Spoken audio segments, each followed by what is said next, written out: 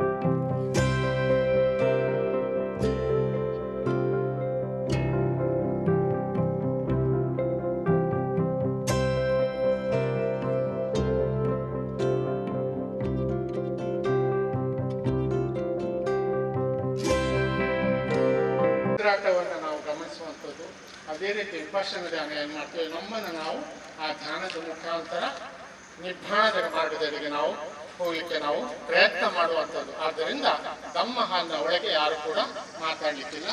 ಏನು ಕಾರ್ಯಕ್ರಮಕ್ಕೆ ನಿಮಿತ್ತವಾಗಿ ಆ ವೇದಿಕೆಯಲ್ಲಿದ್ದವರು ಮಾತ್ರ ಮಾತಾಡ್ತಾರೆ.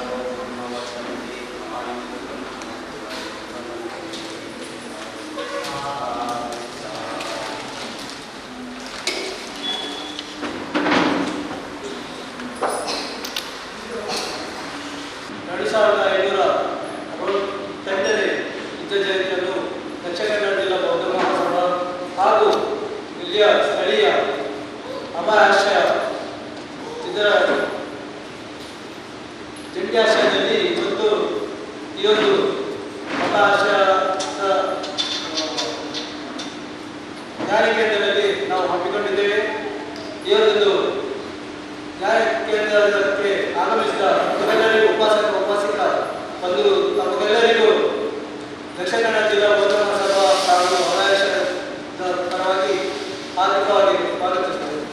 ಹಾಗೆಯೇ ಈ ಒಂದು ಕಾರ್ಯಕ್ರಮಕ್ಕೆ ಇವತ್ತು ಧಮ್ಮದ ಬಗ್ಗೆ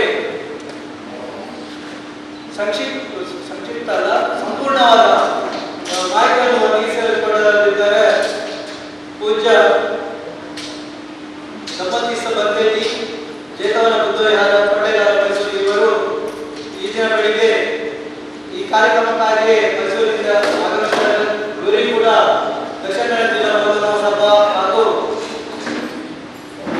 ಅಭಯ ಆಶ್ರಯ ಇದರ ವತಿಯಿಂದ ಆರ್ಥಿಕವಾಗಿ ಹಾಗೆಯೇ ಬಂದಿರುವಂತಹ ಎಲ್ಲ ಗಣ್ಯರಿಗೂ ದಕ್ಷಿಣ ಕನ್ನಡ ಜಿಲ್ಲಾ ಬೋಧನಾ ಸಭಾದ ಪರವಾಗಿ ಆರ್ಥಿಕವಾಗಿ ಸ್ವಾಗತಿಸುತ್ತಾ ಬಂಧುಗಳೇ 2768 ವರ್ಷಗಳ ಹಿಂದೆ ಜನ್ಮ ತಾಳಿದ ಬುದ್ಧ ಭಗವಾನ್ ಬುದ್ಧ ಅವರು ಸಿದ್ಧಾರ್ಥ ಆಗಿದ್ದರು. ಆಮೇಲೆ ಅವರಿಗೆ ಸುಮಾರು 29ನೇ ವಯಸ್ಸಿಗೆ ವಿವಾಹವಾದ ನಂತರ ಅವರಿಗೆ ಒಬ್ಬ ಮಗು ಜನಿಸ್ತಾನೆ. ಆವಾಗ ಅವರಿಗೆ ಚಕ್ರವರ್ತಿ ರಾಜಮನೆತನದಲ್ಲಿ ಹುಟ್ಟಿದ ಅವರಿಗೆ ಯಾವ ನೋವಿನ ಬಗ್ಗೆ ಅಥವಾ ಯಾವುದೇ ಕಷ್ಟದ ಬಗ್ಗೆ ಅವರಿಗೆ ಗೊತ್ತಿರಲಿಲ್ಲ. ಆ ಕಾಲಘಟ್ಟದಲ್ಲಿ ಅವರು ಒಂದು ದಿವಸ ಹೀಗೇನೆ ಹೊರಗಿನ ಪ್ರಪಂಚವನ್ನು ನೋಡಲಿಕ್ಕೆ ಬರುವಾಗ ಅವರಿಗೆ ಈ ಮನುಷ್ಯ ಜೀವನದ ದುಃಖಗಳು ಗೋಚರಿಸುತ್ತವೆ. ಅದರಿಂದ ಅವರು ಸಂಕಷ್ಟಕ್ಕೆ ಒಳಗಾಗಿ ಈ ದುಃಖಗಳ ನಿವಾರಣೆಗೆ ಏನಾದರೂ ಪರಿಹಾರ ಕಂಡುಹಿಡಬೇಕಂತ ತಾನು 6 ವರ್ಷಗಳ ಕಾಲ ಕಠಿಣ ತಪಸ್ಸು ಮಾಡಿ ಅವರು ಜ್ಞಾನೋದಯ ಪಡೆದುಕೊಳ್ತಾರೆ. ಆ ಜ್ಞಾನೋದಯದ ಮುಖಾಂತರ ಈ ಜಗತ್ತಿನ ಎಲ್ಲ ಸಂಕಷ್ಟಗಳನ್ನು ಹೇಗೆ ಪರಿಹಾರ ಮಾಡಬಹುದು, ಅದಕ್ಕೆ ದುಃಖಗಳಿಗೆ ಕಾರಣ ಏನು, ಆ ಕಾರಣಗಳನ್ನು ಹೋಗಲಾಡಿಸುವ ಸಾಧನೆಗಳು ಯಾವುವು ಎಂಬುದನ್ನು ಅವರು ಮನದಟ್ಟು ಮಾಡಿ ತನ್ನ ಜ್ಞಾನೋದಯದ ನಂತರ ಅವುಗಳನ್ನು ತಿಳಿಸುತ್ತಾ ತಮ್ಮ ಬೋಧನೆಯನ್ನು ಎಲ್ಲರಿಗೆ ಬೋಧನೆಯ ಮುಖಾಂತರ ಎಲ್ಲರಿಗೆ ತಿಳಿಸುತ್ತಾ ಆ ದುಃಖಕ್ಕೆ ಕಾರಣಗಳನ್ನು ಅವುಗಳ ಪರಿಹಾರ ಏನು ಎಂಬುದನ್ನು ಅವರು ತನ್ನ ಬೋಧನೆಗಳಲ್ಲಿ ತಿಳಿಸಿದ್ದಾರೆ.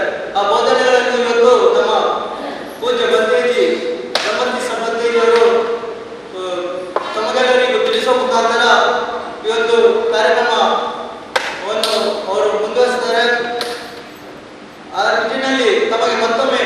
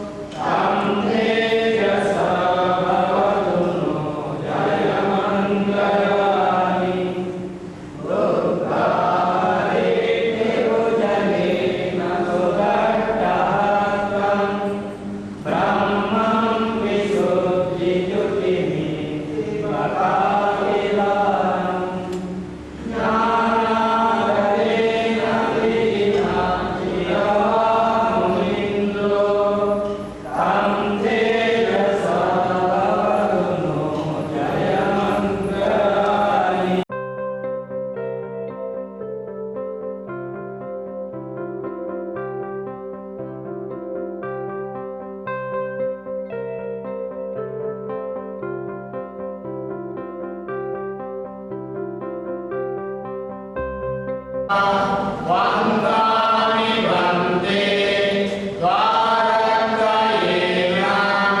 ಕಥಂ ಸಾಧ್ವಂ ಅಪರಾಧಂ ಕಮಲಮೇ ವಂದೇ ದ್ವಿತೀಯಾಪಿ ಓಕಾಸ ವಂದಾಮಿ ವಂದೇ ದ್ವಾರಕಯೇನ ಅಪರಾಧಂ ಕಮಲಮೇ ವಂದೇ ತೃತೀಯಾಪಿ ಓಕಾಸ ವಂದಾಮಿ ವಂದೇ ದ್ವಾರಕಯೇನ ಕಥಂ ಸಾಧ್ವಂ ಅಪರಾಧಂ ಕಮಲಮೇ ವಂದೇ ಅನುಕಂಪಂ ಉಪಾದಾಯ. ಖಮಾಮಿ ಕಮಿತಭ್ಯಂ ಸುಖಿನೋ ಭವಂತು ಅಭಿವಾದನಶೀಲಸ್ಸ ನಿಚ್ಚಂ ವೊಡ್ಡಾಪಚಾಯಿನೋ ಚತ್ತಾರೋ ಧಮ್ಮಾ ವಡ್ಢಂತಿ ಆಯುವನ್ನೋ ಸುಖಂ ಬಲಂತಿ.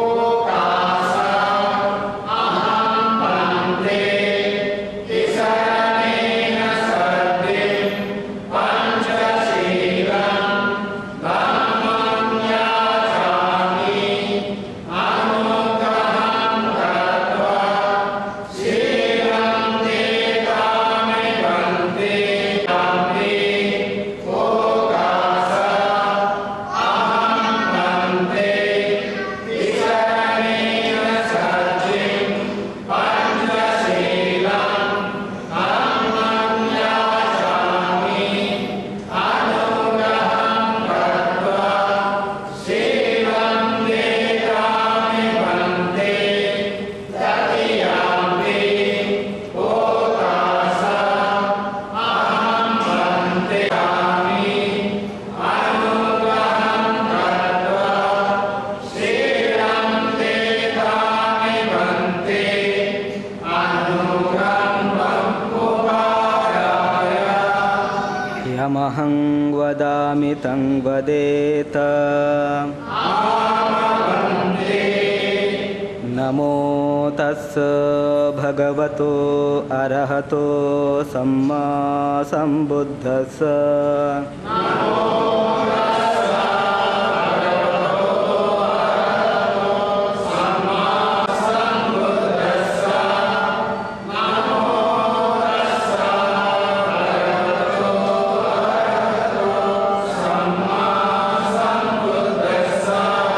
ಬುದ್ಧಂ ಶರಣಂ ಗಚ್ಛಾಮಿ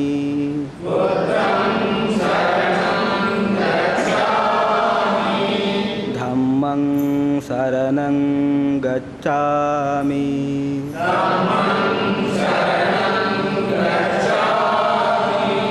ಸಂಘಂ ಶರಣಂ ಗಚ್ಛಾಮಿ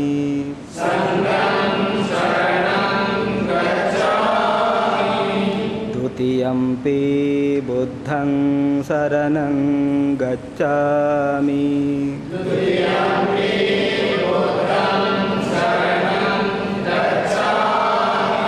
ದ್ವಿತೀಯಂಪಿ ಧಮ್ಮಂ ಶರಣಂ ಗಚ್ಛಾಮಿ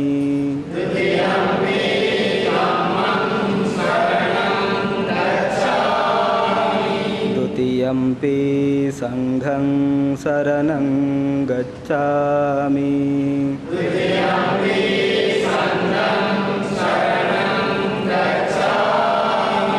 ತೃತೀಯಂಪಿ ಬುದ್ಧಂ ಶರಣಂ ಗಚ್ಛಾಮಿ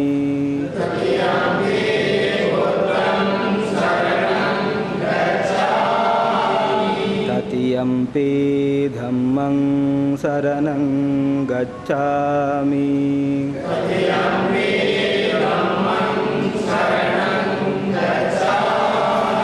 ತೃತೀಯಂಪಿ ಸಂಘಂ. ಧ್ಯಾನವನ್ನು ಮಾಡೋಣ. ನೀವು ಇರತಕ್ಕಂಥ ಜಾಗದಲ್ಲಿ ಆರಾಮದಾಯಕವಾಗಿ ಇಡೀ ಶರೀರವನ್ನು ಸಡಿಲವಾಗಿ ಇಟ್ಟು ನೇರವಾಗಿ ಚೈರಲ್ಲಿ ಕೂತ್ಕೊಂಡವರು ಆದಷ್ಟು ಹೊರಗದೇ ಇರೋ ರೀತಿಯಲ್ಲಿ ನೇರವಾಗಿ ನಿಮ್ಮ ಬೆನ್ನನ್ನು ಹಿಡಿ, ಕುತ್ತಿಗೆಯನ್ನು ನೇರವಾಗಿಡಿ, ಕಣ್ಣನ್ನು ಹಗುರವಾಗಿ ಮುಚ್ಚಿ ಮನಸ್ಸಲ್ಲಿ ಇಡೀ ಶರೀರವನ್ನು ಒಂದು ಸರಿ ಮನಸ್ಸಲ್ಲಿ ಗಮನಿಸಿ. ಇಡೀ ಶರೀರವನ್ನು ಮನಸ್ಸಿನಿಂದ ಗಮನಿಸಿ, ತಲೆಯಿಂದ ಪಾದದವರೆಗೂ ಇಡೀ ಶರೀರವನ್ನು ಮನಸ್ಸಿನಿಂದ ಗಮನಿಸಿ. ಮುಖದಲ್ಲಿ ಸ್ವಲ್ಪ ಮುಗುಲ್ನಗೆ ಇರಲಿ, ಸ್ವಲ್ಪ ಮುಗುಲ್ನಗೆಯೊಂದಿಗೆ ನಗ್ನಗ್ತಾ ಈ ಸುಂದರ ವಿಶೇಷ ಬೌದ್ಧ ಹುಣ್ಣಿಮೆಯ ದಿನ, ಬೌದ್ಧ ಪೌರ್ಣಮಿಯ ದಿನ ನಾವೆಲ್ಲರೂ ಇಲ್ಲಿ ಸೇರಿ ಬುದ್ಧ ವಂದನೆಯನ್ನು, ಧಮ್ಮ ವಂದನೆಯನ್ನು, ಸಂಘ ವಂದನೆಯನ್ನು ಮಾಡಿ ತಥಾಗತ ಸಂಬುದ್ಧರು ಬೋಧಿಸಿರ್ತಕ್ಕಂಥ ಆ ಸುತ್ತಗಳನ್ನು ಪಠನೆಗಳನ್ನು ಮಾಡಿ ಶೀಲವನ್ನು ಗ್ರಹಣ ಮಾಡಿದ್ದೇವೆ. ಈಗ ಸ್ವಲ್ಪ ಹೊತ್ತು ಮೈತ್ರಿ ಮನಸ್ಸನ್ನು ಬೆಳೆಸ್ಕೊಳ್ಳುವಂಥ ಪ್ರಯತ್ನವನ್ನು ಮಾಡೋಣ. ಸ್ವಲ್ಪ ಮುಗುಲ್ನಗೆಯೊಂದಿಗೆ ನಿಮ್ಮ ನಗುಮುಖವನ್ನು ನಿಮ್ಮ ಮನಸ್ಸಿನಲ್ಲಿ ತನ್ನಿ. ಯಾವ ರೀತಿ ಕನ್ನಡಿಯಲ್ಲಿ ನಿಮ್ಮ ಮುಖವನ್ನು, ನಿಮ್ಮ ಸಂತೋಷಭರಿತವಾದಂಥ ಮುಖವನ್ನು ನೋಡಿದ್ರೆ ಅದು ಯಾವ ರೀತಿ ನಿಮಗೆ ನಿಮ್ಮ ಅನುಭವಕ್ಕೆ ಬರುತ್ತೋ ಆ ರೀತಿಯಾದಂಥ ನಗುಮುಖವನ್ನು, ಸಂತೋಷದಾಯಕವಾದಂಥ ನಗುಮುಖವನ್ನು ನಿಮ್ಮ ಮನಸ್ಸಿನಲ್ಲಿ ತನ್ನಿ. ನಿಮಗೆ ನೀವೇ ಹಾರೈಸಿ, ನಾನು ಸುಖವಾಗಿರಲಿ ಇದೇ ರೀತಿ, ನಾನು ಇದೇ ರೀತಿ ಸಂತೋಷವಾಗಿರಲಿ, ನೆಮ್ಮದಿ ಆರೋಗ್ಯದಿಂದಿರಲಿ, ಬದುಕಿನ ಸಕಲ ದುಃಖ ಭಯ ರೋಗದಿಂದ ಬಿಡುಗಡೆಯನ್ನು ಹೊಂದುವ ಭಾಗ್ಯ ನನಗೊದಗಿ ಬರಲಿ, ನಾನು ಸುಖವಾಗಿರಲಿ. ನಿಮಗೆ ನೀವೇ ಹಾರೈಕೆಯನ್ನು ಮಾಡಿ, ನಿಮಗೆ ನೀವೇ ಬಯಸಿ, ನಾನು ಸುಖವಾಗಿರಲಿ, ನಾನು ಸಂತೋಷವಾಗಿರಲಿ, ನಾನು ನೆಮ್ಮದಿ ಆರೋಗ್ಯದಿಂದಿರಲಿ. ಆಮೇಲೆ ನಿಮ್ಮ ಮನೆಯಲ್ಲಿ ಯಾರು ಹಿರಿಯರಿದ್ದಾರೆ ನೋಡಿ, ತಂದೆ ತಾಯಿಗಳು ಹಿರಿಯರಿದ್ದರೆ ತಂದೆ ತಾಯಿಗಳಿಂದ, ತಂದೆ ತಾಯಿಗಳು ಇಲ್ಲದೇ ಇರೋರು ಆ ನಂತರದ ಹಿರಿತನ ಯಾರಿದೆ ಅಲ್ಲಿಂದ ನಿಮ್ಮ ಮನೆಯಲ್ಲಿರ್ತಕ್ಕಂಥ ಅವರನ್ನು ಒಬ್ಬೊಬ್ಬರನ್ನಾಗಿ ಅವರ ನಗುಮುಖವನ್ನು ನಿಮ್ಮ ಮನಸ್ಸಿನಲ್ಲಿ ತನ್ನಿ. ಸಾಮೂಹಿಕವಾಗಿ ಅವರ ನಿಮ್ಮ ಮನೆಯಲ್ಲಿರ್ತಕ್ಕಂಥವರ ನಗುಮುಖವನ್ನು ನಿಮ್ಮ ಮನಸ್ಸಿಗೆ ತಂದುಕೊಂಡು ಅವರಿಗೂ ಮೈತ್ರಿಯನ್ನು ಕೊಡಿ. ಇವರೆಲ್ಲರೂ ಸುಖವಾಗಿರಲಿ,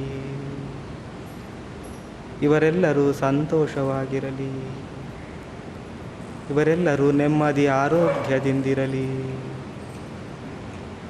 ಸಕಲ ದುಃಖ ಭಯ ರೋಗದಿಂದ ಬಿಡುಗಡೆಯನ್ನು ಹೊಂದಲಿ. ಆಮೇಲೆ ನಿಮ್ಮ ಹತ್ತಿರದ ಸಂಬಂಧಿಗಳು ಎಷ್ಟು ಜನ ನೆನಪಿಗೆ ಬರ್ತಾರೆ ನೋಡಿ, ಸಾಮೂಹಿಕ ರೀತಿಯಲ್ಲಿ ಗಮನಿಸಿ ಅವರನ್ನು.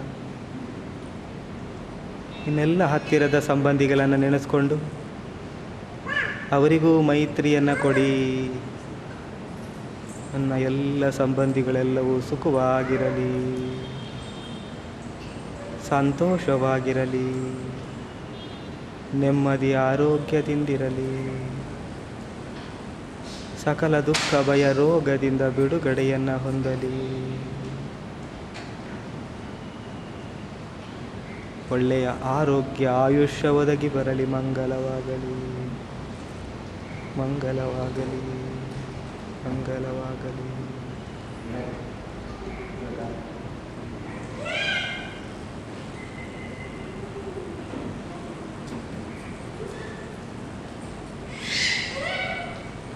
ಯಾವುದೇ ಭೇದ ಭಾವ ಇಲ್ಲದೆ ಎಷ್ಟು ಜನ ನೆನಪಿಗೆ ಬರ್ತಾರೋ ಅವರ ನಗುಮುಖವನ್ನು ನಿಮ್ಮ ಮನಸ್ಸಿನಲ್ಲಿ ತನ್ನಿ.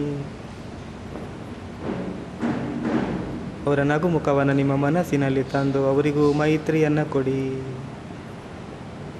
ಅವರು ಯಾರೇ ಇರಲಿ ಅವರೆಲ್ಲರೂ ಸುಖವಾಗಿರಲಿ, ಸಂತೋಷವಾಗಿರಲಿ, ನೆಮ್ಮದಿ ಆರೋಗ್ಯದಿಂದಿರಲಿ, ಸಕಲ ದುಃಖ ಭಯ ರೋಗದಿಂದ ಬಿಡುಗಡೆಯನ್ನು ಹೊಂದಲಿ. ಉತ್ತಮ ಆರೋಗ್ಯ ಆಯುಷ್ಯ ಒದಗಿ ಬರಲಿ, ಮಂಗಲವಾಗಲಿ.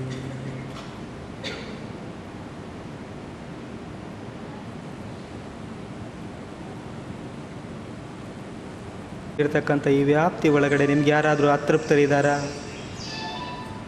ನೀವು ಯಾರನ್ನಾದರೂ ದ್ವೇಷ ಮಾಡ್ತೀರಾ ಅಂತ ಮನಸ್ಸಲ್ಲೊಂದ್ಸರಿ ಗಮನಿಸಿ. ಯಾರನ್ನಾದರೂ ಬಿಟ್ಟಿದ್ದೀರಾ? ಅಥವಾ ನಿಮ್ಮನ್ನು ಯಾರಾದರೂ ದ್ವೇಷ ಮಾಡ್ತಾ ಇದ್ದಾರಾ? ಯಾವುದೋ ಕಾರಣಕ್ಕೆ ನೀವು ದ್ವೇಷ ಮಾಡ್ತಾ ಇರಬೇಕು, ಅಥವಾ ನಿಮ್ಮನ್ನು ಯಾರೋ ದ್ವೇಷ ಮಾಡ್ತಾ ಇರೋರು ಇದ್ದೇ ಇರ್ತಾರೆ. ಅಂಥವರ ನಗುಮುಖವನ್ನು ನೋಡಿ, ಅವರ ದ್ವೇಷವನ್ನು ಬಿಟ್ಟುಬಿಡಿ. ನಿಮ್ಮಿಂದ ತಪ್ಪಾಗಿದ್ದರೆ ಮನಸ್ಸಿನಲ್ಲಿ ಕ್ಷಮೆಯನ್ನು ಕೇಳಿ. ಆಕಸ್ಮಿಕವಾದಂಥ ತಪ್ಪನ್ನು ನಾನು ಮತ್ತೆ ಮಾಡೋದಿಲ್ಲ, ಆ ತಪ್ಪಿಗೆ ನನಗೆ ಕ್ಷಮೆ ಇರಲಿ, ನಾನು ಅವರನ್ನು ಕ್ಷಮಿಸುತ್ತೇನೆ. ಅವರು ನಿಮಗೆ ತಪ್ಪನ್ನು ಮಾಡಿದರೆ, ನಿಮಗೆ ತೊಂದರೆಯನ್ನು ಕೊಟ್ಟಿದ್ದರೆ ಅವರ ತಪ್ಪನ್ನು ನೀವು ಕ್ಷಮಿಸಿ, ಅವರಿಗೂ ಮೈತ್ರಿಯನ್ನು ಕೊಡಿ. ಅವರು ಸುಖವಾಗಿರಲಿ, ಸಂತೋಷವಾಗಿರಲಿ, ಅವರು ಕೂಡ ನೆಮ್ಮದಿ ಆರೋಗ್ಯದಿಂದಿರಲಿ. ಸಕಲ ದುಃಖ ಭಯ ರೋಗದಿಂದ ಬಿಡುಗಡೆಯನ್ನು ಹೊಂದಲಿ, ಅವರೆಲ್ಲರೂ ಸುಖವಾಗಿರಲಿ.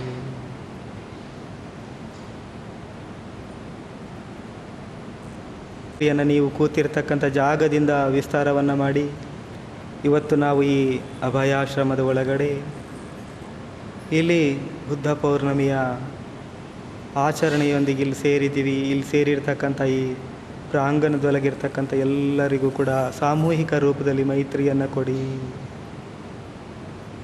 ಇವರೆಲ್ಲರೂ ಸುಖವಾಗಿರಲಿ, ಸಂತೋಷವಾಗಿರಲಿ, ದುಃಖ ಭಯ ರೋಗದಿಂದ ಬಿಡುಗಡೆಯನ್ನು ಹೊಂದಲಿ, ಮಂಗಲವಾಗಲಿ, ಕಲ್ಯಾಣವಾಗಲಿ. ಈ ಆಶ್ರಮದ ಅದೆಷ್ಟೋ ಜನ ಈ ಆಶ್ರಮದಲ್ಲಿ ವಾಸ ಮಾಡ್ತಾ ಇದ್ದಾರೆ. ಅವರ ಯೋಗಕ್ಷೇಮವನ್ನು ನೋಡಿಕೊಳ್ಳೋರು ಇನ್ನಷ್ಟು ಜನ ಇದ್ದಾರೆ. ಇದನ್ನು ನಡೆಸ್ಕೊಂಡು ಹೋಗ್ತಕ್ಕಂಥ ಒಂದು ತಂಡ, ಅವರೆಲ್ಲರಿಗೂ ಕೂಡ ಮೈತ್ರಿ ಕೊಡಿ. ಒಂದು ಒಳ್ಳೆಯ ಕಾರ್ಯವನ್ನು ನಡೆಸ್ಕೊಂಡು ಹೋಗ್ತಾ ಇದ್ದಾರೆ. ಇಲ್ಲಿರ್ತಕ್ಕಂಥವರು, ಅವರು ಸೇವೆ ಮಾಡೋರು, ಅದಕ್ಕೆ ಸಹಕರಿಸಿದವರು ಎಲ್ಲರೂ ಸುಖವಾಗಿರಲಿ, ಸಂತೋಷವಾಗಿರಲಿ, ನೆಮ್ಮದಿ ಆರೋಗ್ಯದಿಂದಿರಲಿ. ಇನ್ನೂ ಹೆಚ್ಚು ಸೇವೆ ಮಾಡುವ ಭಾಗ್ಯ ಅವಕಾಶಗಳವರಿಗೆ ಒದಗಿ ಬರಲಿ.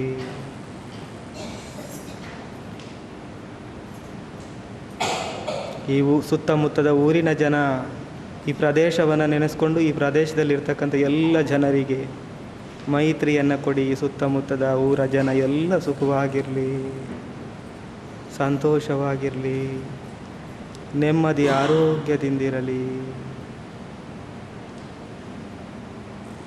ನಿಮ್ಮ ಮೈತ್ರಿಯನ್ನು ಇನ್ನೂ ಸ್ವಲ್ಪ ಹರಡಿಕೊಂಡೋಗಿ ಇಡೀ ಮಂಗಳೂರು ನಗರದ ಜನ ಸುಖವನ್ನು ಬಯಸಿ. ಮಂಗಳೂರಿನಲ್ಲಿರ್ತಕ್ಕಂಥ ಎಲ್ಲ ಜನ ಸುಖವಾಗಿರಲಿ, ಸಂತೋಷವಾಗಿರಲಿ, ನೆಮ್ಮದಿ ಆರೋಗ್ಯದಿಂದಿರಲಿ. ಸಕಲ ದುಃಖ ಭಯ ರೋಗವನ್ನು ಬಿಡುಗಡೆಯನ್ನು ಹೊಂದಲಿ. ನಿಮ್ಮ ಮೈತ್ರಿಯನ್ನು ಅದೇ ರೀತಿ ವಿಸ್ತಾರಗೊಳಿಸ್ತಾ ಹೋಗಿ. ಇಡೀ ರಾಜ್ಯದ ಜನರಿಗೆ ನಿಮ್ಮ ಮೈತ್ರಿಯನ್ನು ಹಂಚಿ. ಈ ರಾಜ್ಯದಲ್ಲಿ ಇರತಕ್ಕಂಥ ಎಲ್ಲ ಜನರಿಗೂ ಕೂಡ ಯಾವುದೇ ಮತಭೇದವನ್ನು ನೆನೆಸ್ಕೊಳ್ಳದೇನೆ ಸಮಾನವಾದಂಥ ಮೈತ್ರಿಯನ್ನು ಹಂಚಿ. ಈ ರಾಜ್ಯದ ಜನ ಸುಖವಾಗಿರಲಿ, ಸಂತೋಷ ನೆಮ್ಮದಿ ಆರೋಗ್ಯದಿಂದಿರಲಿ, ಸಕಲ ದುಃಖ ಭಯ ರೋಗದಿಂದ ಬಿಡುಗಡೆಯನ್ನು ಹೊಂದಲಿ.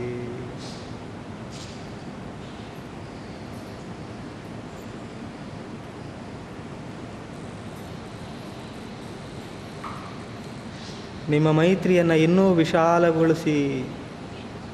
ನಿಮ್ಮ ಮೈತ್ರಿಯನ್ನು ಇಡೀ ದೇಶ ವ್ಯಾಪ್ತಿ ಹರಡಿ.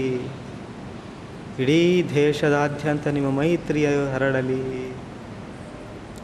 ಈ ದೇಶದಲ್ಲಿರ್ತಕ್ಕಂಥ ಕೋಟಿ ಕೋಟಿ ಜನ, ಎಲ್ಲ ಜನರಿಗೂ ಕೂಡ ಮೈತ್ರಿಯನ್ನು ಕೊಡಿ. ಈ ದೇಶದ ಜನ ಎಲ್ಲ ಸುಖವಾಗಿರಲಿ, ಸಂತೋಷವಾಗಿರಲಿ, ನೆಮ್ಮದಿ ಆರೋಗ್ಯವಾಗಿರಲಿ. ಎಲ್ಲರಿಗೂ ಮಂಗಲವಾಗಲಿ, ಕಲ್ಯಾಣವಾಗಲಿ.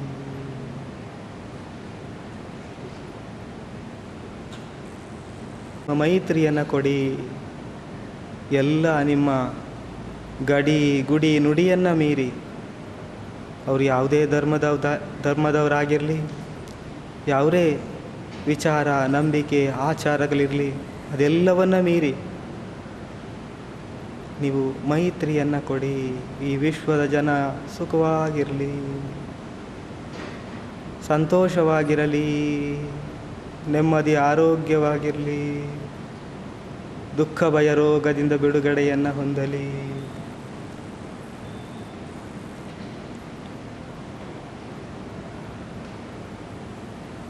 ವಿಶ್ವದಲ್ಲಿ ದೇಶಗಳ ಮಧ್ಯೆ ಯುದ್ಧ ಕಾದಾಟಗಳು ನಿಲ್ಲಲಿ.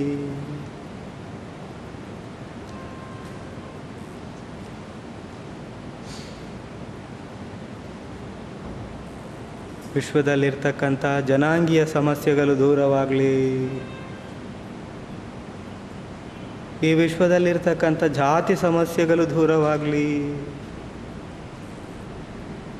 ಈ ವಿಶ್ವದಲ್ಲಿರ್ತಕ್ಕಂಥ ಲಿಂಗ ತಾರತಮ್ಯಗಳು ದೂರವಾಗಲಿ. ಬಡವ ಬಲ್ಲಿದ ಸಮಸ್ಯೆಗಳು ಬಗೆಹರಿಯಲಿ.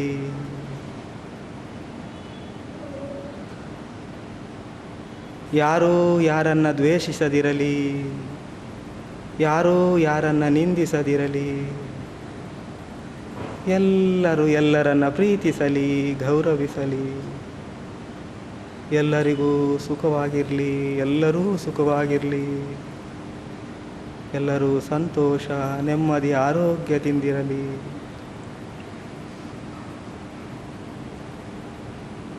ಈ ವಿಶ್ವದಲ್ಲಿ ಮನುಷ್ಯರನ್ನು ಹೊರತುಪಡಿಸಿ ಅದೆಷ್ಟೋ ಜೀವಸಂಕುಲಗಳಿದ್ದಾವೆ.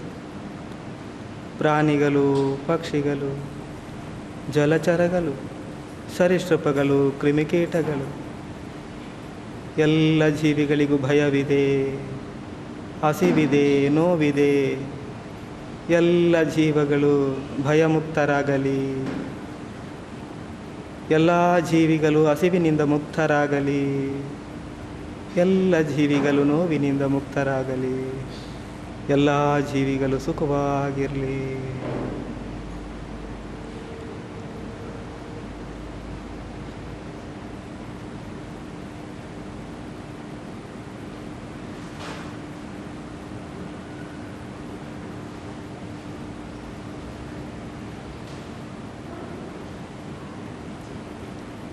ನಿಧಾನವಾಗಿ ನಿಮ್ಮ ನಗುಮುಖವನ್ನು ನೋಡಿ ಆನಂದ ಪಡಿ. ಇಂತಹ ಒಂದು ವಿಶೇಷ ದಿನದಂದು ನಾನು ಬುದ್ಧ ವಂದನೆಯ ಮಾಡೋದರ ಮೂಲಕ ಈ ವಿಶ್ವದಲ್ಲಿರ್ತಕ್ಕಂಥ ಎಲ್ಲ ಜೀವರಾಶಿಗಳನ್ನು ಸಮಾನವಾಗಿ ನೋಡಿ ಸಕಲರಿಗೂ ಮೈತ್ರಿಯನ್ನು ಕೊಟ್ಟಿದ್ದೇನೆ.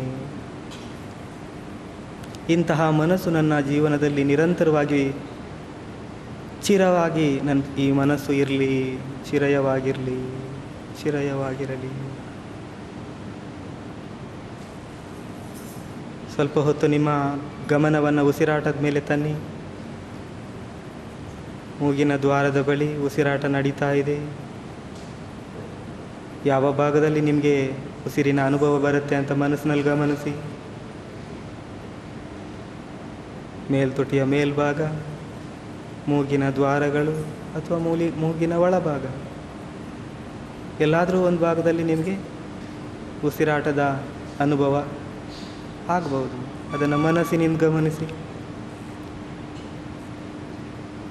ಇದು ಒಳ ಉಸಿರು, ಮನಸ್ಸಿನಲ್ಲಿ ಕಂಡುಕೊಳ್ಳಿ. ಹೊರ ಹೋಗುವಾಗ ಇದು ಹೊರ ಉಸಿರು ಅಂತ ಮನಸ್ಸಿನಲ್ಲಿ ಗಮನಿಸಿ.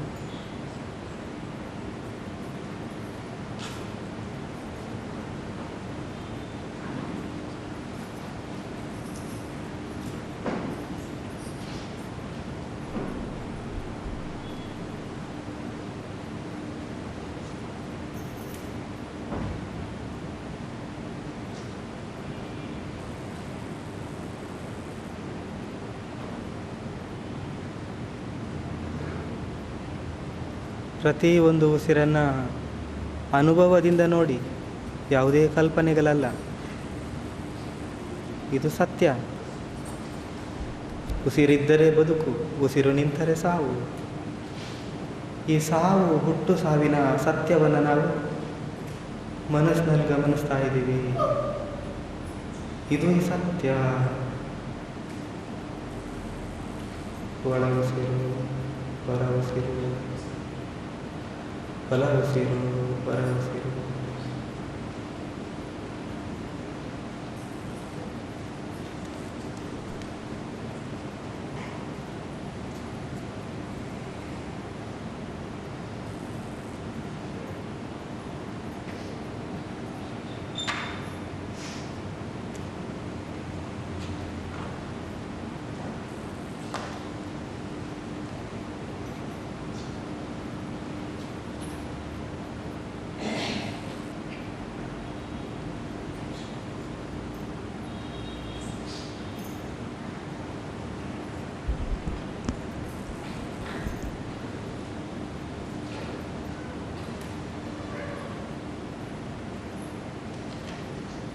ಸ್ವಾಭಾವಿಕ ಉಸಿರನ್ನು ಅದನ್ನು ಯಾವ ರೀತಿ ಅನುಭವಕ್ಕೆ ಬರುತ್ತೋ ಅದೇ ರೀತಿಯಾಗಿ ಗಮನಿಸೋದು ಮನಸ್ಸಿನಿಂದ ಅಷ್ಟೇ. ಯೋಚನೆಗಳು ಬಂದರೆ ಹೋಗಲಿ ಬಿಡು ಅಂತ ಬಿಟ್ಟುಬಿಡಿ. ಆ ಉಸಿರನ್ನು ಮನಸ್ಸಿನಿಂದ ನೋಡಿ. ಇದು ಸತ್ಯ.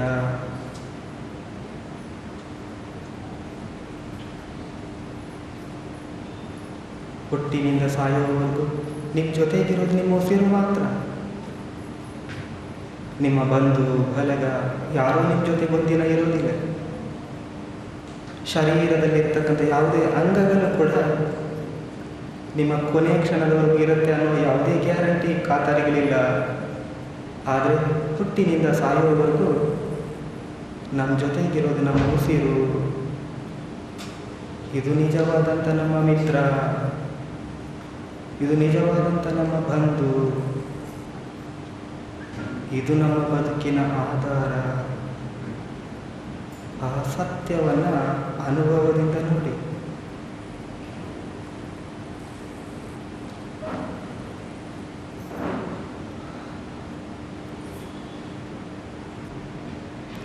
ಎರಡೂ ಕೈಗಳನ್ನು ಜೋಡಿಸಿ ನಿಧಾನವಾಗಿ 3 ಸರಿ ಸಾಧು ಏನು ಸಾಧು ಸಾಧು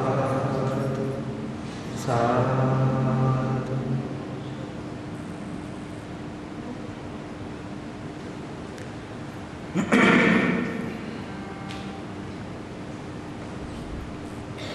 ಸ್ವಲ್ಪ ಹೊತ್ತು ಧರ್ಮ ಪ್ರವಚನದ ಸಂದರ್ಭ ಕಾಲ. ಸೊ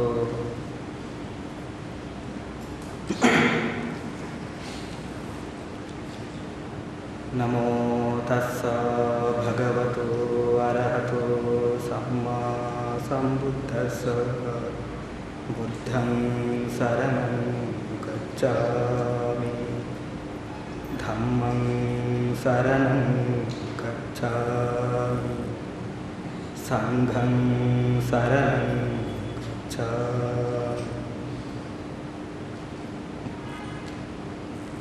ಮಹಾಕರುಣಾಮಯಿ ತಥಾಗತ ಸಮ್ಮಾ ಸಂಬುದ್ಧರ ಪಾದಗಳಿಗೆ ನಮನವನ್ನು ಸಲ್ಲಿಸುತ್ತಾ, ತಥಾಗತ ಸಮ್ಮಾ ಸಂಬುದ್ಧರಿಂದ ಬೋಧಿಸಲ್ಪಟ್ಟಂಥ ಸದ್ಧಮ್ಮಕ್ಕೆ ನಮನವನ್ನು ಸಲ್ಲಿಸುತ್ತಾ, ಆ ಸದ್ಧಮ್ಮದ ಮಾರ್ಗದಲ್ಲಿ ತನ್ನ ಬದುಕನ್ನು ನಡೆಸಿ ಪರಮ ಪವಿತ್ರತೆಯ ಸತ್ಯವನ್ನು ಕಂಡು ಪ್ರಸನ್ನರಾದಂಥ ಮಹಾಸಂಘಕ್ಕೆ ನನ್ನ ನಮನವನ್ನು ಸಲ್ಲಿಸುತ್ತಾ, ಇಲ್ಲಿ ಉಪಸ್ಥಿತಿರ್ತಕ್ಕಂಥ ಈ ಕಾರ್ಯಕ್ರಮವನ್ನು ಆಯೋಜಿಸಿರ್ತಕ್ಕಂಥ ಬೌದ್ಧ ಮಹಾಸಭಾದ ಎಲ್ಲ ಪದಾಧಿಕಾರಿಗಳೇ, ಅಭಯಾಶ್ರಮದ ಎಲ್ಲ ಪದಾಧಿಕಾರಿಗಳೇ, ಬೌದ್ಧ ಉಪಾಸಕ ಉಪಾಸಿಕೆಯರೇ ಹಾಗೂ ಸಹೃದಯಿ ಇಲ್ಲಿ ಭಾಗವಹಿಸಿರ್ತಕ್ಕಂಥ ಸಹೃದಯಿ ಬಂಧುಗಳೇ, ಪವಿತ್ರ ಬುದ್ಧ ಪೌರ್ಣಮಿಯ ಹುಣ್ಣಿಮೆಯ ನಿಮಿತ್ತ ಬುದ್ಧ ಜಯಂತಿಯನ್ನು ಆಚರಣೆ ಮಾಡಬೇಕು ಅನ್ನತಕ್ಕಂಥ ಒಂದು ಸಂಕಲ್ಪದೊಂದಿಗೆ ನೀವೆಲ್ಲರೂ ಕೂಡ ಇಲ್ಲಿ ಸೇರಿದ್ದೀರಾ. ಮೊದಲನೇ ಬಾರಿಗೆ ನಾವು ತಿಳ್ಕೊಳ್ಬೇಕು, ನಾವು ಏನು ಮಾಡ್ತಾ ಇದ್ದೀವಿ ಅನ್ನೋದನ್ನು ಸ್ವಲ್ಪ ಅವಲೋಕನ ಮಾಡ್ಕೋಬೇಕು.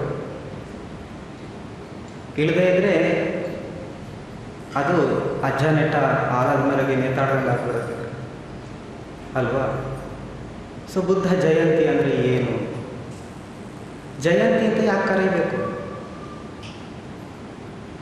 ಬುದ್ಧರು ಹುಟ್ಟಿದ ದಿನವನ್ನು ಜಯಂತಿ ಅಂತ ಯಾಕೆ ಕರೀಬೇಕು? ನೀವು ಹುಟ್ಟಿದ್ದೀರಾ, ನಿಮ್ಮ ಹುಟ್ಟನ್ನು ಜಯಂತಿ ಅಂತ ಕರಿತೀರಾ? ನೀವು ಹುಟ್ಟಿಲ್ವಾ? ನಿಮ್ಮ ಹುಟ್ಟುಹಬ್ಬವನ್ನು ಮಾಡಲ್ವಾ? ನಿಮ್ಮ ಹುಟ್ಟುಹಬ್ಬವನ್ನು ಜಯಂತಿ ಅಂತ ಯಾಕೆ ಕರೆಯಲ್ಲ? ಬುದ್ಧರ ಹುಟ್ಟನ್ನು ಮಾತ್ರ ಯಾಕೆ ಜಯಂತಿ ಅಂತ ಕರೀಬೇಕು ಅಲ್ವಾ? ಸೊ ಈ ಸತ್ಯವನ್ನು ತಿಳ್ಕೊಳ್ಬೇಕು. ಜಯನ್ ಏತಿ ಇತಿ ಜಯಂತಿ. ಜಯ ಅಂದರೆ ಏನು? ಗೆಲುವು, ವಿಕ್ಟ್ರಿ. ಯಾರ ಜೊತೆ ಗೆಲುವನ್ನು ಕಂಡರು? ಬುದ್ಧರು ಯಾರ ಜೊತೆ ಗೆಲುವನ್ನು ಕಂಡರು? ಯಾರ ಜೊತೆ ಯುದ್ಧ ಮಾಡೋದು? ಬುದ್ಧರ ಹೋರಾಟ ಎಲ್ಲಿ ನಡೀತಾ ಇತ್ತು ಅನ್ನೋದನ್ನು ನಾವು ನೋಡಬೇಕು. ಜಯನ್ ಹೇತಿ ಇತಿ ಜಯಂತಿ. ಅವರು ಜಯವನ್ನು ಪಡೆದರು. ಅಂತರಂಗದಲ್ಲಿ ಯುದ್ಧವನ್ನು ಮಾಡಿ ಜಯವನ್ನು ಪಡೆದರು. ಬಹಿರಂಗದಲ್ಲಿ ಯುದ್ಧ ಮಾಡೋದು ಬಹಳ ಸುಲಭ. ಅದನ್ನು ಇತಿಹಾಸವನ್ನು, ಈಗ ಇರತಕ್ಕಂಥ ಇತಿಹಾಸವನ್ನು, ವಿಜ್ಞಾನ ಒಪ್ಪತಕ್ಕಂಥ ಇತಿಹಾಸವನ್ನು ಅವಲೋಕನ ಮಾಡಿದರೆ ನಿಮಗೆ ಬೇಕಾದಷ್ಟು ಇತಿಹಾಸದಲ್ಲಿ ಸಿಗ್ತವೆ. ರಾಜ ಮಹಾರಾಜಗಳಿಂದ ಹಿಡಿದು ಈಗನೂ ಏನು ಕಡಿಮೆ ಇಲ್ಲ. ಯುದ್ಧವನ್ನು ಮಾಡಿ ನಾವು ಗೆಲ್ತಾ ಇದ್ದೀವಿ ಅಂತ ವಿಜಯೋತ್ಸವಗಳನ್ನು ಆಚರಣೆ ಮಾಡ್ತಾರೆ. ಆದರೆ ಬುದ್ಧರ ವಿಜಯ ನಡೆದಿರೋದು ಅಂತರಂಗದಲ್ಲಿ. ಆ ಅಂತರಂಗದಲ್ಲಿ ಅವರು ಗೆಲುವನ್ನು ಪಡೀತಾರೆ. ಸೊ ಎಲ್ಲ ಮಾನಸಿಕವಾದಂಥ ಅದೆಲ್ಲವನ್ನು ನಾಶಪಡಿಸಿದರು. ಅದು ನಿಜವಾದಂಥ ಜಯಂತಿ. ಶಾರೀರಿಕವಾದ ಹುಟ್ಟು ಅದು ಬಂದುಬಿಡತ್ತೆ, ಎಲ್ರಿಗೂ ಬಂದಿದೆ, ನಮ್ಮೆಲ್ರಿಗೂ ಬಂದಿದೆ. ಆದರೆ ನಾವು ಮಾನಸಿಕವಾದಂಥ ಗೆಲುವನ್ನು ಪಡೆದಿದ್ದೀವ. ಮನುಷ್ಯ ಶಾರೀರಿಕವಾಗಿ ಹುಟ್ಟು ಬಿಡ್ತಾನೆ. ಶಾರೀರಿಕವಾಗಿ ಹುಟ್ಟು ಬಿಟ್ಟರು ಬುದ್ಧ ಜಯಂತಿಯ ವಿಶೇಷತೆ ಏನು? ಬುದ್ಧರಾಗೋದಕ್ಕಿಂತ ಮೊದಲು ಬೋಧಿಸತ್ವರಾಗಿ ಸಿದ್ಧಾರ್ಥ ಗೌತಮರಾಗಿ ಇದೇ ದಿನ ಹುಟ್ಟನ್ನು ಪಡೆದರು. ಆ ಹುಟ್ಟನ್ನು ಪಡೆದ ನಂತರ ಅವರು ಮತ್ತೆ ಮಾನಸಿಕವಾದಂಥ ಇನ್ನೊಂದು ಹುಟ್ಟನ್ನು ಪಡೆದರು. ಅದು ಬೋಧಿ ಜ್ಞಾನವನ್ನು ಪಡೆದಿರ್ತಕ್ಕಂಥದ್ದು. ಆಮೇಲೆ 45 ವರ್ಷಗಳ ಕಾಲ ತಾನು ಪಡೆದಿರ್ತಕ್ಕಂಥ ಜ್ಞಾನವನ್ನು ಎಲ್ರಿಗೂ ಕೂಡ ಮಹಾಕರುಣೆಯಿಂದ ಸತ್ತಾ ದೇವ ಮನುಸಾನ, ಯಾರಿಗೆಲ್ರಿಗೂ ಕೇಳುವ ಇಚ್ಛೆ ಇದೆಯೋ ಅವ್ರಿಗೆಲ್ರಿಗೂ ಕೂಡ ಸಮಾನವಾಗಿ ಹಂಚಿದರು, ಯಾವುದೇ ಭೇದವಿಲ್ಲದೆ. ಈ ಮೂರು ಕೂಡ ನಡೆದಿರ್ತಕ್ಕಂಥ ವಿಶೇಷ ದಿನ ಈ ದಿನ. ಅದರಲ್ಲಿ ಎಲ್ಲದಕ್ಕಿಂತ ಮುಖ್ಯ ಆಗೋದು ನಮಗೆ ಜ್ಞಾನನೇ ಮುಖ್ಯ ಆಗಿರುತ್ತೆ. ಜ್ಞಾನಾರ್ಜನೆ. ಯಾಕಂದರೆ ನಾವು ಇವತ್ತು ಬುದ್ಧರನ್ನು ನೆನೆಸ್ಕೊಳ್ತೀವಿ ಅಂತಂದರೆ ಧರ್ಮದ ಮೂಲಕ ನೆನೆಸ್ಕೊಳ್ತೀವಿ. ಶರೀರ ಅದು ಇರುತ್ತೆ, ನಾಶ ಆಗುತ್ತೆ. ಹುಟ್ಟಿರ್ತಕ್ಕಂಥ ಎಲ್ಲ ಜೀವಿಗಳು, ಸೃಷ್ಟಿಯಾದಂಥ ಎಲ್ಲ ವಸ್ತುಗಳು ಕೂಡ ನಾಶ ಹೊಂದುವ ಗುಣವನ್ನು ಹೊಂದಿದೆ. ಆದ್ದರಿಂದ ಶರೀರ ಉಳಿಯಲ್ಲ. ಆದರೆ ಅವರು ಬೋಧಿಸಿರ್ತಕ್ಕಂಥ ಅಸತ್ಯ ಈ ಜಗತ್ತಿನಲ್ಲಿ ಅಜರಾಮರವಾಗಿ ಉಳ್ಕೊಂಡಿದ್ದಾವೆ. ಈ ಮಣ್ಣಿನಲ್ಲಿ ಹುಟ್ಟಿರ್ತಕ್ಕಂಥ ಬುದ್ಧ, ಧಮ್ಮ, ಸಂಘ ಜಗತ್ತಿನಾದ್ಯಂತ ಇವತ್ತು ಸತ್ಯವನ್ನು ಸಾರಿಕೊಂಡು ಅಜರಾಮರವಾಗಿ ಬೆಳೆದು ನಿಂತಿದ್ದಾವೆ. ಬುದ್ಧ ಅಂದರೆ ಏನು? ಇವತ್ತು ಬಹಳ ಜನರಿಗೆ ತಪ್ಪು ಕಲ್ಪನೆಗಳಿದ್ದಾವೆ ಅಥವಾ ತಪ್ಪು ಸಂದೇಶಗಳು ರವಾನೆ ಆಗ್ತಾ ಇದ್ದಾವೆ. ಒಂದು ಸರಿ ಒಬ್ಬ ಕೇಳ್ತಾನೆ, ದ್ರೋಣ ಅಂತಕ್ಕಂಥ ಒಬ್ಬ ಬ್ರಾಹ್ಮಣ ಕೇಳ್ತಾನೆ, ಯಾರು ನೀವು? ದೇವದೂತರ, ಗಂಧರ್ವರ ಅಂತ ಒಂದಷ್ಟು ಪ್ರಶ್ನೆಗಳನ್ನು ಕೇಳ್ತಾನೆ. ಭಗವಾನ್ ಅವ್ರಿಗೆ ಎಲ್ಲ ಕಾಲದಲ್ಲೂ ಹೇಳ್ತಾರೆ ಅಲ್ಲ ಅಲ್ಲ ಅಲ್ಲ ಅಂತ ಹೇಳ್ಬೋದು. ಕೊನೆ ಕೇಳ್ತಾರೆ ನೀವು ಮನುಷ್ಯರ ಅಂತ. ಆಗ ಭಗವಾನ್ ಹೇಳ್ತಾರೆ ನಾನು ಮನುಷ್ಯನೂ ಅಲ್ಲ ಅಂತ. ಅವಾಗ ಅವರು ಹೇಳ್ತಾರೆ ಹಾಗಾದರೆ ಯಾರು ಅಂತ ಕೇಳಿದಾಗ ಅಭಿನ್ನೇ ಅಭಿಜ್ಞೇಯಂ ಅಭಿಜ್ಞಾತಂ ಭಾವಿತಭ್ಯಂ ಚ ಭಾವಿತಂ ಬಹೀನಾಮೇ ಬಹೀನಂತಿ ತಸ್ಮಾ ಬುದ್ಧೋಸ್ಮಿ ಬ್ರಾಹ್ಮಣ.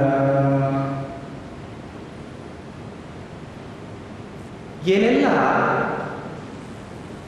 ಅಭಿಜ್ಞೇಯಂ ಅಭಿಜ್ಞಾತಂ ತಿಳ್ಕೊಳ್ಳುವಂಥದ್ದು ಏನೆಲ್ಲ ಇದೆ. ಈ ಜಗತ್ತಂದರೆ ಏನು, ಹುಟ್ಟಂದರೆ ಏನು, ಸಾವಂದರೆ ಏನು, ಯಾಕೆ ಸಾಯ್ತವೆ, ಮನಸ್ಸಂದರೆ ಏನು, ಶರೀರ ಅಂದರೆ ಏನು, ಈ ಶರೀರ ಏನು ನಡೆಯುತ್ತೆ, ಈ ಮನಸ್ಸು ಏನು ನಡೆಯುತ್ತೆ, ಇದಕ್ಕೇನು ಕಾರಣ, ಇದರ ಸೃಷ್ಟಿ ಎಲ್ಲಿಂದ ಆಗಿದೆ, ಯಾರು ಕಂಟ್ರೋಲ್ ಮಾಡ್ತಾ ಇರೋದು, ಇದರ ವಾಸ್ತವ ಸತ್ಯ ಏನು ಅನ್ನೋದನ್ನು ಅನುಭವದಿಂದ ನೋಡಿದ್ರು. ಅದೆಲ್ಲವನ್ನು ತಿಳ್ಕೊಂಡ್ಬಿಟ್ರು.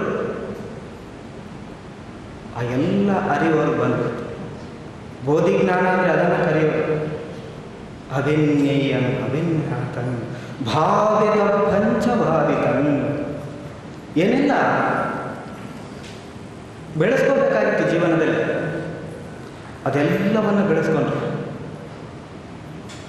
ಶೀಲ ಸಮಾಧಿ ಪ್ರಜ್ಞೆಗಳನ್ನು ಬೆಳೆಸ್ಕೊಂಡ್ರು. ಬಹೀನಾಮೆ ಬಹೀನಂತಿ ತೆಗೆದಾಕೋದು ಬಹಳಷ್ಟು ಇದ್ದಾವೆ ನಮ್ಮ ಬದುಕಿನಲ್ಲಿ. ನಮ್ಮ ಬದುಕಲ್ಲಿ ಬಹಳಷ್ಟು ಅಂಶಗಳನ್ನು ತೆಗೆದುಹಾಕಬೇಕಾಗಿರುವಂಥದ್ದಿದೆ. ಅದೆಲ್ಲವನ್ನು ಕಿತ್ತಾಕ್ಬಿಟ್ರು. ತಸ್ಮಾ ಬುದ್ಧೋಸ್ಮಿ ಬ್ರಾಹ್ಮಣ. ಆ ಕ್ಷಣದಿಂದ ನಾನು ಬ್ರಾಹ್ಮಣ, ಆ ಕ್ಷಣದಿಂದ ನಾನು ಬುದ್ಧನಾಗ್ಬಿಟ್ಟೆ ಅಂತ ಹೇಳಿ. ಯಾಕಂದರೆ ಅವರು ಸಮಾನವಾಗಿ ನೋಡ್ತಾರೆ. ಜ್ಞಾನವನ್ನು ಬೋಧಿಜ್ಞಾನವನ್ನು ಪಡೆದಾಗ ಬುದ್ಧಗೈಯಲ್ಲಿ 3 ಹಂತದಲ್ಲಿ 6ರಿಂದ 10, ಸಂಜೆ 6 ಗಂಟೆಯಿಂದ 10ರವರೆಗೆ ಮೊದಲ ಜಾಮ, 10ರಿಂದ 2ರವರೆಗೆ 2 ಜಾಮ, ದ್ವಿತೀಯ ಜಾಮ, 2ರಿಂದ ಬೆಳಿಗ್ಗೆ 6ರವರೆಗೆ ತೃತೀಯ ಜಾಮ. ಈ 3 ಹಂತದಲ್ಲಿ ತನ್ನ ಜ್ಞಾನವನ್ನು ಬೆಳೆಸ್ಕೊಳ್ತಾ ಹೋಗ್ತಾರೆ. ಆ ಹೋದಾಗ ಅವರು ನೋಡ್ತಾರೆ, ಆ ಮೂಲ ಸತ್ಯಗಳನ್ನು ತಿಳ್ಕೊಳ್ಳುವಂಥ ಪ್ರಯತ್ನ ಮಾಡ್ತಾರೆ. ಏನು ನಡೀತಾ ಇದೆ ಒಳಗಡೆ ಅಂತರಂಗದಲ್ಲಿ, ಏನು ಬದಲಾವಣೆಗಳು, ಈ ಮೂಲ ಸತ್ಯಗಳು ಏನು ಅನ್ನೋದನ್ನು ಅರಿತುಕೊಳ್ಳೋದಕ್ಕೆ ಶುರು ಮಾಡಿಬಿಡ್ತಾರೆ. ಅದನ್ನು ಅಂಶಗಳನ್ನು ಒಂದೊಂದಾಗಿ ಎಳೆಯಾಗಿ ನೋಡೋದಕ್ಕೆ ಶುರು ಮಾಡ್ತಾರೆ. ಎಳೆಯಾಗಿ ನೋಡಿದಾಗ ಅವರಿಗೆ ಸತ್ಯದ ಅರಿವಾಗುತ್ತೆ. ಸಭ್ಯವಿದುಂ ಅಮಸ್ಮಿನ್ ಸಭ್ಯೇಸು ದಂಡೇಸು ಅನುಪಾಲಿತೋ ಸಭ್ಯಂಚಯನ್ ತನ್ನ ಖಯೋ ವಿಮುಕ್ತಿ ಖಯನ್ ಸಮುದಿಧೇಯನ್. ಯಾವಾಗ ತೃಷ್ಣೆಯನ್ನು ನಾಶಪಡಿಸಿದ್ನು, ಸಭಿನ್ನ ತನ್ನ ಕಾಯ ವಿಮುಕ್ತೋ, ತನ್ನವನ್ನು ಖಯ ನಾಶ ಮಾಡಿದ್ನು, ಆವಾಗ ಅವರಿಗೆ ಈ ಮೂಲ ಸತ್ಯಗಳೆಲ್ಲ ತಿಳಿಯೋದಕ್ಕೆ ಆರಂಭ. ಅವರು ಬೆಳೆಸ್ಕೊಂಡು ಬಂದಿರತಕ್ಕಂಥ ಆ ಎಲ್ಲ ಶೀಲ ಸಮಾಧಿ ಪ್ರಜ್ಞೆಗಳನ್ನು ಈ ಸಮಾಜಕ್ಕೆ ಹೇಳ್ಕೊಂಡು ಬಂದರು. ಬುದ್ಧರ ಬೋಧನೆ ಏನಂತ ಕೇಳಿದ್ರೆ, ಶೀಲ, ಪಾಲಿನಲ್ಲಿ ಶೀಲ ಅಂತ ಕರಿತೀವಿ, ಶೀಲ ಸಮಾಧಿ ಪ್ರಜ್ಞೆ, ಅದನ್ನು ಬಿಟ್ಟರೆ ಬೇರೆ ಇಲ್ಲ. ನಾವೇನೆಲ್ಲ ಈ ಪಠನೆ ಮಾಡಿದ್ದೀವೋ ಅದೆಲ್ಲವನ್ನು ನೀವು ವಿಂಗಡಿಸ್ಕೊಂಡು ನೋಡಿದ್ರೆ, ಅದನ್ನು ಒಂದೊಂದಾಗಿ ಎಳೆಯಾಗಿ ನೀವು ಬಿಡಿಸಿಟ್ಟು ನೋಡಿದ್ರೆ ನಿಮ್ಗೆ ಸಿಗೋದು ಶೀಲ ಸಮಾಧಿ ಪ್ರಜ್ಞೆ. ಶೀಲವನ್ನು ನೀವು ಇವತ್ತು ಪಂಚಶೀಲವನ್ನು ತಗೊಂಡಿದ್ದೀರಾ. ಆ ಪಂಚಶೀಲದಲ್ಲಿ ಮೊದಲನೆಯದು ಪಾನಾತಿಪಾತ. ಯಾವುದೇ ಜೀವಿಯನ್ನು ಹತ್ಯೆ ಮಾಡೋದಿಲ್ಲ, ಜೀವ ಹಾನಿಯನ್ನು ಮಾಡೋದಿಲ್ಲ ಅಂತ. ಯಾವಾಗ ಜೀವ ಹಾನಿ ಮಾಡ್ತೀರ ಆವಾಗ ಹತ್ಯೆ ಮಾಡೋದಕ್ಕೂ ಕೂಡ ತಯಾರಾಗ್ತೀರ. ಯಾವಾಗ ಜೀವವನ್ನು ಹಾನಿ ಮಾಡೋದರಲ್ಲಿ ಇದು ಹಾನಿ, ಆ ಜೀವಿಗೆ ನೋವಾಗುತ್ತೆ ಅನ್ನೋದ್ರ ಬಗ್ಗೆ ನಿಮಗೆ ಅರಿವು ಬರೋದಿಲ್ಲ, ಅದ್ರ ಬಗ್ಗೆ ನಿಮಗೆ ಆ ದುಃಖದ ಬಗ್ಗೆ ನಿಮಗೆ ಖೇದ ಉಂಟಾಗೋದಿಲ್ವ ಮನಸ್ಸಿನಲ್ಲಿ, ಆವಾಗ ಆ ಜೀವಿಯನ್ನು ಕೊಲ್ಲುವುದಕ್ಕೆ ಆರಂಭ ಮಾಡ್ತೀವಿ. ಅದರಿಂದ ಭಗವಂತ ಹೇಳ್ತಾರೆ, ಯಾವ ಜೀವಿಗೂ ಕೂಡ ಹಾನಿಯನ್ನು ಮಾಡಬೇಡ. ಪಾನಾತಿಪಾತ ವೇರಮನೆ, ನೀನು ಅದರಿಂದ ವಿರತನಾಗಿಬಿಡಬೇಕು. ಅದಿನ್ನ ದಾನ, ದಿನ ಅಂದರೆ ಕೊಡೋದು, ಆ ದಿನ ಅಂದರೆ ಕೊಡದೇ ಇರೋದು, ಅದನ್ನು ಸ್ವೀಕಾರ ಮಾಡಬೇಕು. ಕಾಮೇಸು ಮಿಚ್ಚಾಚಾರ ವೇರಮನೆ, ಗೌರವಯುತವಾದಂಥ ಕೌಟುಂಬಿಕ ಜೀವನಗಳನ್ನು ನಡೆಸ್ಕೋಬೇಕು. 4ನೇದು ಮುಸಾವಾದ ವೇರಮನಿ, ಸುಳ್ಳನ್ನು ಹೇಳಬಾರ್ದು ಅಂತ ಹೇಳ್ತಾರೆ. ಒಂದು ಸುಳ್ಳು ಹೇಳಿದ್ರೆ ಏನಾಗುತ್ತೆ, ಅದನ್ನು ಸತ್ಯ ಮಾಡೋದಕ್ಕೆ ಇನ್ನೊಂದು ಹೇಳಬೇಕಾಗತ್ತೆ, ಇನ್ನೊಂದನ್ನು ಮತ್ತೊಂದು ಮಗದೊಂದು ಪುನೊಂದು ಇನ್ನೊಂದು ಬೆಳೀತಾ ಇರುತ್ತೆ ನಿರಂತರವಾಗಿ. ಸೊ ಒಂದು 4 ವರ್ಷಗಳ ಹಿಂದೆ ಒಂದು ಸಂಶೋಧನೆ ಮಾಡಿರ್ತಕ್ಕಂಥ ವಿಜ್ಞಾನಿಗಳು ಒಂದು ರಿಪೋರ್ಟನ್ನು ಕೊಡ್ತಾರೆ. ನಿಮ್ಮ ಸುತ್ತಮುತ್ತಲಿರ್ತಕ್ಕಂಥ ನೀವು ಗೆದ್ದಲ ಇರ್ಬೋದು, ಅದರಲ್ಲೊಂದು ರಾಣಿ ಗೆದ್ದಲ ಹುಳ ಅಂತ ಇರುತ್ತೆ. ಆ ರಾಣಿ ಗೆದ್ದಲ ಹುಳವನ್ನು ಅವರು ಅಧ್ಯಯನ ಮಾಡಿದಾಗ ಅವರು ಹೇಳ್ತಾರೆ, ಅದು ಸರಿಸುಮಾರು 35,000ರಿಂದ 40,000 ಮರಿ ಇಡುವಂಥ ಶಕ್ತಿ ಇದೆ ಅದಕ್ಕೆ ಅಂತ. ಒಂದು ಗೆದ್ದಲ ಹುಳಕ್ಕೆ 35ರಿಂದ 40,000 ಮರಿ ಆಗ್ತಕ್ಕಂಥ ಶಕ್ತಿ ಇದೆ ಅಂತ. ಹಾಗೇನೆ ಒಂದು ಸುಳ್ಳು ನಮ್ಮ ಜೀವನದುದ್ದಕ್ಕೂ ಅದನ್ನು ಹೇಳ್ಕೊಂಡು ಹೋಗಬೇಕಾದಂಥ ಅನಿವಾರ್ಯತೆಗಳು ನಿರ್ಮಾಣ ಆಗ್ತದೆ. ಆದ್ದರಿಂದ ಮೊದಲನೇ ಸುಳ್ಳಿಂದನೇ ಅದನ್ನು ಬಿಟ್ಟುಬಿಡಿ. ಆಮೇಲೆ ಸುರ ಮೇರಯ ಮಚ್ಚ ಪಮಾದಟ್ಟನ ವೇರಮಣಿ, ಮನಸ್ಸಿಗೆ ನೇರವಾಗಿ ಹೇಳೋದಾದರೆ ಮನಸ್ಸಿಗೆ ಅಮಲನ್ನು ತರ್ತಕ್ಕಂಥ ಮಾದಕ ಪದಾರ್ಥಗಳಿಂದ ದೂರವಾಗಿರೋದು. ಇದೇ 5 ಇದು ಬುದ್ಧ ಧರ್ಮದಲ್ಲಿರ್ತಕ್ಕಂಥ ಕಟ್ಟ ಕಡೆಯ ಶೀಲ. ಇದಕ್ಕಿಂತ ಕೆಲ ಹಂತದ ಶೀಲ ಇಲ್ಲ.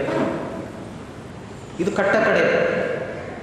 ಇನ್ನು ಇದಕ್ಕಿಂತ ಮೇಲೆ ನೀವು ಬೌದ್ಧ ಪರಂಪರೆಯನ್ನು ಬೆಳೆದುಕೊಂಡವರು ಅಥವಾ ಬೌದ್ಧ ಪರಂಪರೆಯನ್ನು ಗಟ್ಟಿಯಾಗಿ ಅವಲಂಬಿಸಿರೋರು ನೋಡಿದ್ರೆ ಅವರೆಲ್ಲರೂ ಕೂಡ 12 ಗಂಟೆಗಿಂತ ಮೊದಲು ಅಷ್ಟಶೀಲಗಳನ್ನು ತಗೊಳ್ತಾರೆ. 8 ಶೀಲಗಳು ಕಠಿಣವಾಗಿ ದಿನವನ್ನು, ವಿಶೇಷವಾಗಿ ಹುಣ್ಣಿಮೆ ಇರ್ಬೋದು, ಅಮಾವಾಸ್ಯೆ ಇರ್ಬೋದು, ಇದೆಲ್ಲವೂ ಕೂಡ ಬೌದ್ಧರಿಗೆ ವಿಶೇಷ ದಿನಗಳು. ಅಮಾವಾಸ್ಯೆಯನ್ನು ಸೇರಿಸ್ಕೊಂಡು ಅವತ್ತು 8 ಶೀಲಗಳನ್ನು ಬಂತೇದಿಗಳ ಬಳಿ ಹೋಗಿ 8 ಶೀಲಗಳನ್ನು ಗ್ರಹಣ ಮಾಡ್ತಾರೆ. ಸೊ ನೀವಿಲ್ಲಿ ಪಂಚಶೀಲವನ್ನು ತಗೊಂಡಿದ್ದೀರಿ. ಇದು ಕಟ್ಟ ಕಡೆ, ಇದಕ್ಕಿಂತ ಕಡೆದಿಲ್ಲ. ಯಾಕೆ ಈ ಪಂಚಶೀಲವನ್ನು ಕೊಟ್ಟರು? ನಾವು ಮನುಷ್ಯರಾಗಿ ಹುಟ್ಟುಬಿಟ್ಟಿದ್ದೀವಿ. ಮನುಷ್ಯರಾಗಿ ಹುಟ್ಟಿದ್ದೀವಿ, ಅದಕ್ಕೊಂದು ಮಾನದಂಡ ಬೇಕಲ್ವ?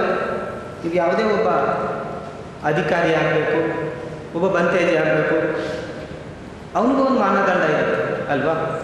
ಈಗ ಮನುಷ್ಯರಂತ ಇದು ನಿಮ್ದಲ್ಲ, ಇದು ಹುಟ್ಟಿ ಆಗಿಬಿಟ್ಟಿದ್ದಾವೆ. ಈ ಮನುಷ್ಯರಂತ ಕರೆಸ್ಕೊಳ್ಳೋದಕ್ಕೆ ನಮಗೊಂದು ಮಾನದಂಡ ಬೇಕು. ಅದೇ ಈ ಪಂಚಶೀಲ. ಇದು ಬುದ್ಧರಿಗೆ, ಬುದ್ಧರನ್ನು ಏನು ಒಪ್ಕೊಳ್ತಕ್ಕಂಥವ್ರಿಗೆ ಅಂತಲ್ಲ. ಈ ಪಂಚಶೀಲವ ಯಾವ ಧರ್ಮಕ್ಕೆ ಸಂಬಂಧಪಟ್ಟಿರೋದು, ಯಾವ ದೇಶಕ್ಕೆ ಸಂಬಂಧಪಡೋದು, ಯಾವ ದೇಶದವ್ರಿಗೆ ಬೇಡ.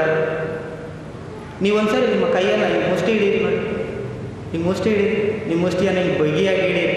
ಭಯ ಪಡಬೇಡಿ, ನೀವು ಯಾರನ್ನ ನಾನು ಮತಾಂತರ ಮಾಡೋದಿಲ್ಲ. ನಿಮ್ಮ ಮುಷ್ಟಿ ಹಿಡೀರಿ, ಚೇರಲ್ಲಿ ಕೂತವ್ರು ಕೈ ಎತ್ತಿ ಮುಷ್ಟಿ ಹಿಡೀರಿ ಗಟ್ಟಿಯಾಗಿ. ನಿಮಗೆ ಖುಷಿ ಬಂದಂಥ ಒಂದು ಬೆರಳನ್ನು ನಾವು ತೆರೆಯಿರಿ ನೋಡಿ. ಯಾವುದೇ ಒಂದು ಬೆರಳನ್ನು ಬೇರೆಯವರು ನೋಡಿ ನಿಮ್ಗೆ ಖುಷಿ ಬಂದಂಥ ಒಂದು ಬೆರಳನ್ನು ತೆರೆದು ನೋಡಿ. ನಿಮ್ಮ ಮುಷ್ಟಿ ಎಷ್ಟು ಬಿಗಿಯಾಗಿದೆ ನೋಡಿ. ಈಗ ನಿಮ್ಮ ಮುಷ್ಟಿ ಇವಾಗ ಎಷ್ಟು ಬಿಗಿಯಾಗಿದೆ, ಹಿಂದೆ ಇದ್ದಷ್ಟು ಬಿಗಿಯಾಗಿದೆಯಾ ನಿಮ್ಮ ಮುಷ್ಟಿ? ಇದೆಯಾ? ಯಾಕಿಲ್ಲ? ಒಂದು ಬೆರಳನ್ನು ತೆರೆದಿದ್ದೀವಿ ಅಲ್ವಾ? ನಮಗೆ ಯಾವುದು ಬೇಕೋ ಆ ಬೆರಳನ್ನು ನಾವು ತೆರ್ಕೊಂಡಿದ್ದೀವಿ.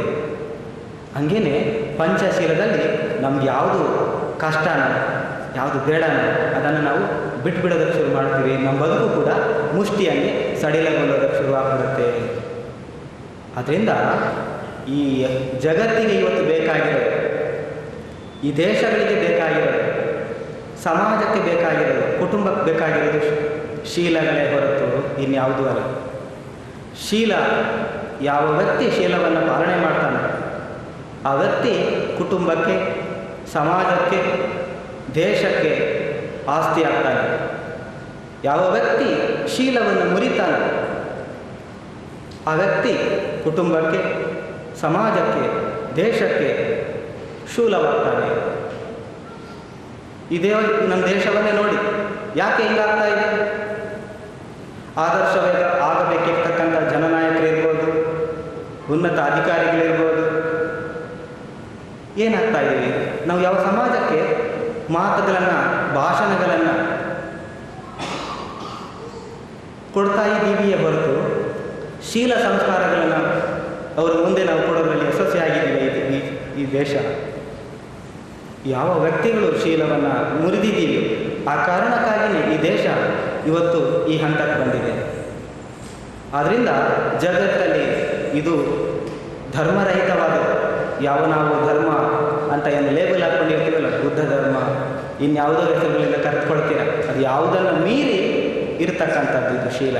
ಅದರಿಂದ ಈ ಶೀಲ ಇದಕ್ಕೆ ಗಡಿ ರೇಖೆಗಳಿಲ್ಲ, ಗಡಿ ರೇಖೆಗಳನ್ನು ಮೀರಿ ಇರುವಂಥದ್ದು ಈ ಶೀಲ. ಅದರಿಂದ ಶೀಲ ಅನ್ನುವಂಥದ್ದು ಎಲ್ರಿಗೂ ಮುಖ್ಯವಾಗಿರ್ತಕ್ಕಂಥ. ನೀವು ಜಗತ್ತಿನ ಎಲ್ಲ ಮೂಲೆಗಳಲ್ಲಿ ಬೇಕಾದರೂ ಅಲ್ಲಿರ್ತಕ್ಕಂಥ ಕ್ರೈಮ್ಗಳನ್ನು ನೀವು ಅಧ್ಯಯನ ಮಾಡಿದ್ರೆ ಅದರ ಮೂಲ ಈ ಪಂಚಶೀಲದ ಒಳಗಡೆ ಇರುತ್ತೆ. ಅಲ್ಲಿ ನಡೆದಿರ್ತಕ್ಕಂಥ ಅಪರಾಧಗಳ ಮೂಲವನ್ನು ನೀವು ಅವಲೋಕನ ಮಾಡಿದರೆ ಅದರ ಮೂಲ ಈ ಪಂಚಶೀಲದ ಒಳಗಡೆ ಇರುತ್ತೆ. ಅದಕ್ಕೆ ಭಗವಾನ್ ಹೇಳ್ತಾರೆ, ಪಂಚಶೀಲ ಮನುಷ್ಯ ಧರ್ಮ.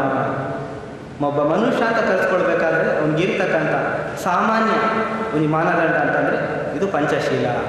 ಆದ್ದರಿಂದ ಎಲ್ಲಿವರೆಗೂ ಸಮಾಜ ಪಂಚಶೀಲವನ್ನು ಪಾಲನೆ ಮಾಡೋದಿಲ್ಲ ಅಲ್ಲಿವರೆಗೂ ಯಾರೂ ಕೂಡ ಕುಟುಂಬಕ್ಕೆ, ಸಮಾಜಕ್ಕೆ, ದೇಶಕ್ಕೆ ಆಸ್ತಿ ಆಗೋದಕ್ಕೆ ಸಾಧ್ಯ ಇಲ್ಲ.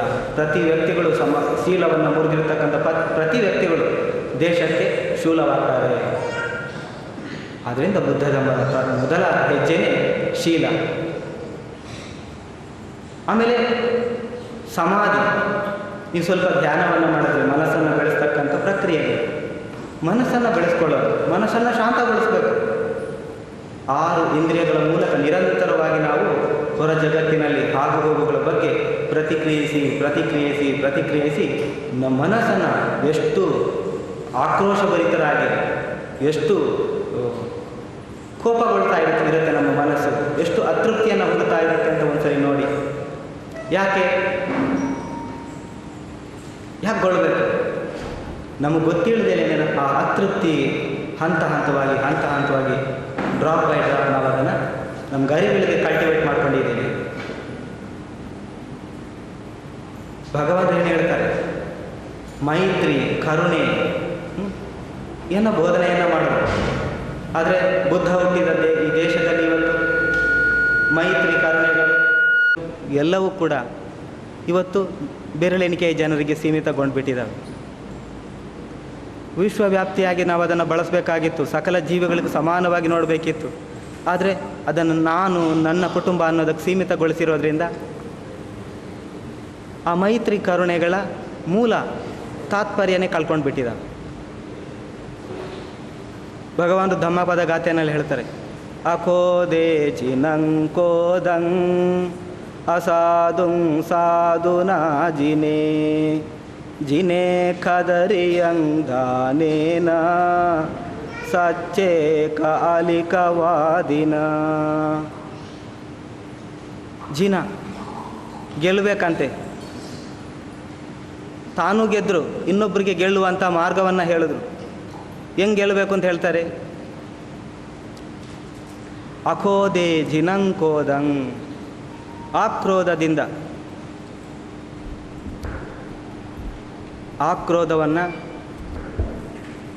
ಆಕ್ರೋಧದಿಂದ ಕ್ರೋಧವನ್ನು ಗೆಲ್ಲಬೇಕು. ಆಕ್ರೋಧ ಅಂದರೆ ಏನು? ಆಕ್ರೋಧ ಅಂದರೆ ಮೈತ್ರಿ ಅಷ್ಟೇ, ವೆರಿ ಸಿಂಪಲ್. ಕ್ರೋಧ ಬರಬೇಕು, ಬರಬಾರ್ದು ಅನ್ನೋದಾದರೆ ಆ ಕ್ರೋಧವನ್ನು ಬೆಳೆಸ್ಕೋಬೇಕು. ನಮ್ಮ ಕತ್ಲೆ ಬೇಡ ಅಂತಂದರೆ ಏನು ಮಾಡಬೇಕು? ಕತ್ಲೆಗೆ ಬೈಬೇಕಾ? ಕತ್ಲೆನ ದೂಷಣೆ ಮಾಡ್ಕೊಂಡು ಕೂತ್ರೆ ಕತ್ಲೆ ಹೊರಟೋಗುತ್ತೆ. Very simple matter. ಕತ್ಲೆ ಹೋಗಬೇಕಾದ್ರೆ ಬೆಳಕು ಹಚ್ಚಬೇಕು ಅಷ್ಟೇ. ಯಾವ ಪ್ರಮಾಣದಲ್ಲಿ ನಾವು ಬೆಳಕನ್ನು ಹಚ್ಚುತ್ತೀವೋ ಆ ಪ್ರಮಾಣದಲ್ಲಿ ಕತ್ತಲು ದೂರ ಆಗ್ಬಿಡುತ್ತೆ ಅಷ್ಟೇ. ನೀವು ಸಣ್ಣ ಪ್ರಮಾಣದಲ್ಲಿ ಹಚ್ಚಿದರೆ ಸಣ್ಣ ಪ್ರಮಾಣದ ಕತ್ತಲೆ ದೂರ ಆಗುತ್ತೆ. ನೀವು ದೊಡ್ಡ ಪ್ರಮಾಣದ ಬೆಳಕನ್ನು ಹಚ್ಚಿದರೆ ದೊಡ್ಡ ಪ್ರಮಾಣದ ದೂರ ಆಗಿಬಿಡುತ್ತೆ. ಇನ್ಯಾರೋ ನಿಮಗೆಲ್ಲ ತಲೆ ತುಂಬಿಸಿ ಈ ಭೂಮಿಗೆ ಕಳಿಸಿದ್ದಾರೆ ಅಂತಕ್ಕಂಥ ಭ್ರಮೆಯಿಂದ ಹೊರಬನ್ನಿ. ನಿಮ್ಮ ಮನಸ್ಸುಗಳನ್ನು ಬೆಳೆಸ್ತಕ್ಕಂಥದ್ದು ನಿಮ್ಮ ಜವಾಬ್ದಾರಿ. ಭಗವಾನ್ ಬಹಳ ಸ್ಪಷ್ಟವಾಗಿ ಹೇಳಿದ್ದಾರೆ. ಅಕೋದೇ ಜಿನಾಂಕೋದ, ಆಕ್ರೋಧವನ್ನು ಆಕ್ರೋಶದಿಂದ, ಕ್ರೋಧವನ್ನು ಗೆಲ್ಲಬೇಕು ಅಂದರೆ ಮೈತ್ರಿಯಿಂದ. ಅಕೋದೇ ಜಿನಾಂಕೋದ ಅಸಾಧು ಸಾಧುನಾದಿನಿ. ಅಧರ್ಮ ಮಾರ್ಗದಲ್ಲಿ ನಡೀತಾರೆ, ಅವರನ್ನು ಸದ್ಧರ್ಮದ ಮಾರ್ಗದಲ್ಲಿ ಒಳ್ಳೆಯ ಮಾತುಗಳಿಂದ, ಒಳ್ಳೆಯ ಕೆಲಸ ಕಾರ್ಯಗಳಿಂದ ಅವರನ್ನು ಗೆಲ್ಲಬೇಕು. ಅಕೋದೆ ಚಿನ್ನಂಕೋದ. ಅಸಾಧು ಸಾಧುನಯತಿನಿ ಜಿನೇಕ ದರಿಯನ್ ದಾನೇನ ಜಿನೇಕ ದರಿಯನ್ ಜಿಪುಣತನವನ್ನು ದಾನದಿಂದ ಗೆಲ್ಲಬೇಕು ಅಂತ ಹೇಳ್ತಾರೆ. ಅಸತ್ಯವನ್ನು ಸಚ್ಚೇಕ ಅಧಿಕವಾದಿ ಅಸತ್ಯವನ್ನು ಸತ್ಯದಿಂದ ಗೆಲ್ಲಬೇಕು ಅಂತ. Very simple matter. ಇಲ್ಲಿ ಯಾವುದೇ ರೀತಿಯಾದಂಥ ಭಗವಂತನ ಬೋಧನೆಗಳಲ್ಲಿ ಸಮಾಜಕ್ಕೆ ಯಾವುದೇ ಜೀವರಾಶಿಗಳಿಗೆ ನೋವುಂಟಾಗ್ತಕ್ಕಂಥ ಯಾವುದೇ ಬೋಧನೆಯನ್ನು ಭಗವಂತ ಕೊಟ್ಟಿಲ್ಲ. ಭಗವಂತನ ಬೋಧನೆಯನ್ನು ಬಹಳ ಸ್ಪಷ್ಟವಾಗಿದೆ. ನೀವು ನೋಡಿ, ಅವರು ಎಲ್ಲ ಕಡೆಗಳಲ್ಲಿ ಹೇಳಿದ್ದು ಮನಸ್ಸಿನ ಪರಿಶುದ್ಧತೆಯ ಬಗ್ಗೆನೇ ಹೊರತು ಇನ್ನು ಯಾವುದ್ರ ಬಗ್ಗೆನೂ ಹೇಳಿದರು. ಅವರು ಬಹಳ ಸ್ಪಷ್ಟವಾಗಿ ಹೇಳ್ತಾರೆ. ನೀವು ನೋಡಿದ್ರೆ ಭಗವಾನ್ ಬುದ್ಧರ ಬೋಧನೆಗಳನ್ನು ನೀವು ಅವಲೋಕನವನ್ನು ಮಾಡಿದ್ರೆ ಅಲ್ಲಿ ಸಿಗೋದು ಮೈತ್ರಿ, ಕರುಣೆ, ಮುದಿತ, ಉಪೇತ.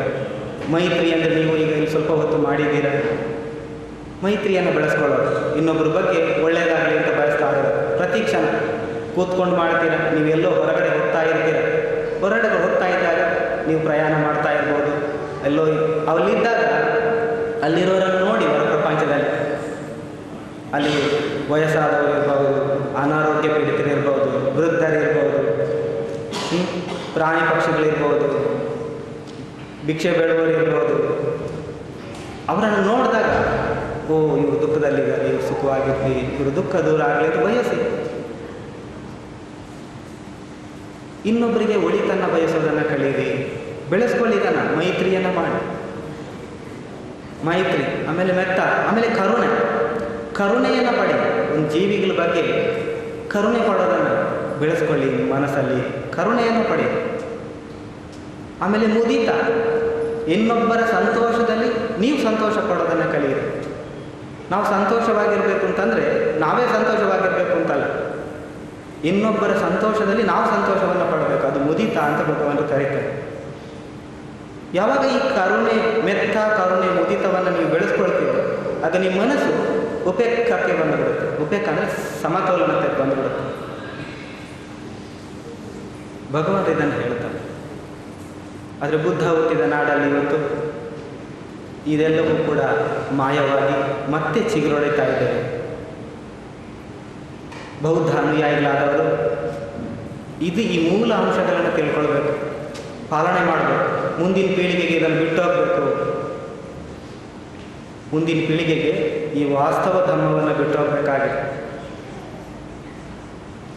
ನಾವು ಇನ್ನೊಬ್ಬರ ಸಂತೋಷದಲ್ಲಿ, ಇನ್ನೊಬ್ಬರ ಆಸ್ತಿಗೆ ಆಶೆಯನ್ನು ಪಡದೆ, ಇನ್ನೊಬ್ಬರ ಯಾವುದೇ ಹಂಗಲ್ಲಿ ಬದುಕದೆ ನಮ್ಮತನದಲ್ಲಿ ನಾವು ಬದುಕೋದನ್ನು ಕಳೀಬೇಕು. ಇಲ್ಲದೇ ಇದ್ದರೆ ನಮಗೆ ನಾವು ಶಾರೀರಿಕವಾಗಿ ಮನುಷ್ಯರಾಗಿರ್ತೀವಿ, ಆದರೆ ಮಾನಸಿಕವಾಗಿ ಮನುಷ್ಯರಾಗಿರೋದಕ್ಕೆ ಸಾಧ್ಯ ಇಲ್ಲ. ಒಂದು ಸಣ್ಣ ನಿಮ್ಮ ಸಮಯ ಮುಗಿದಿದೆ ಅಂತ ಅನಿಸುತ್ತೆ. ಸೊ ಒಂದು ಘಟನೆಯನ್ನು ಹೇಳಿ ನಾನು ನನ್ನ ಪ್ರವಚನವನ್ನು ಮುಗಿಸೋದಕ್ಕೆ ಪ್ರಯತ್ನ ಪಡ್ತೀನಿ.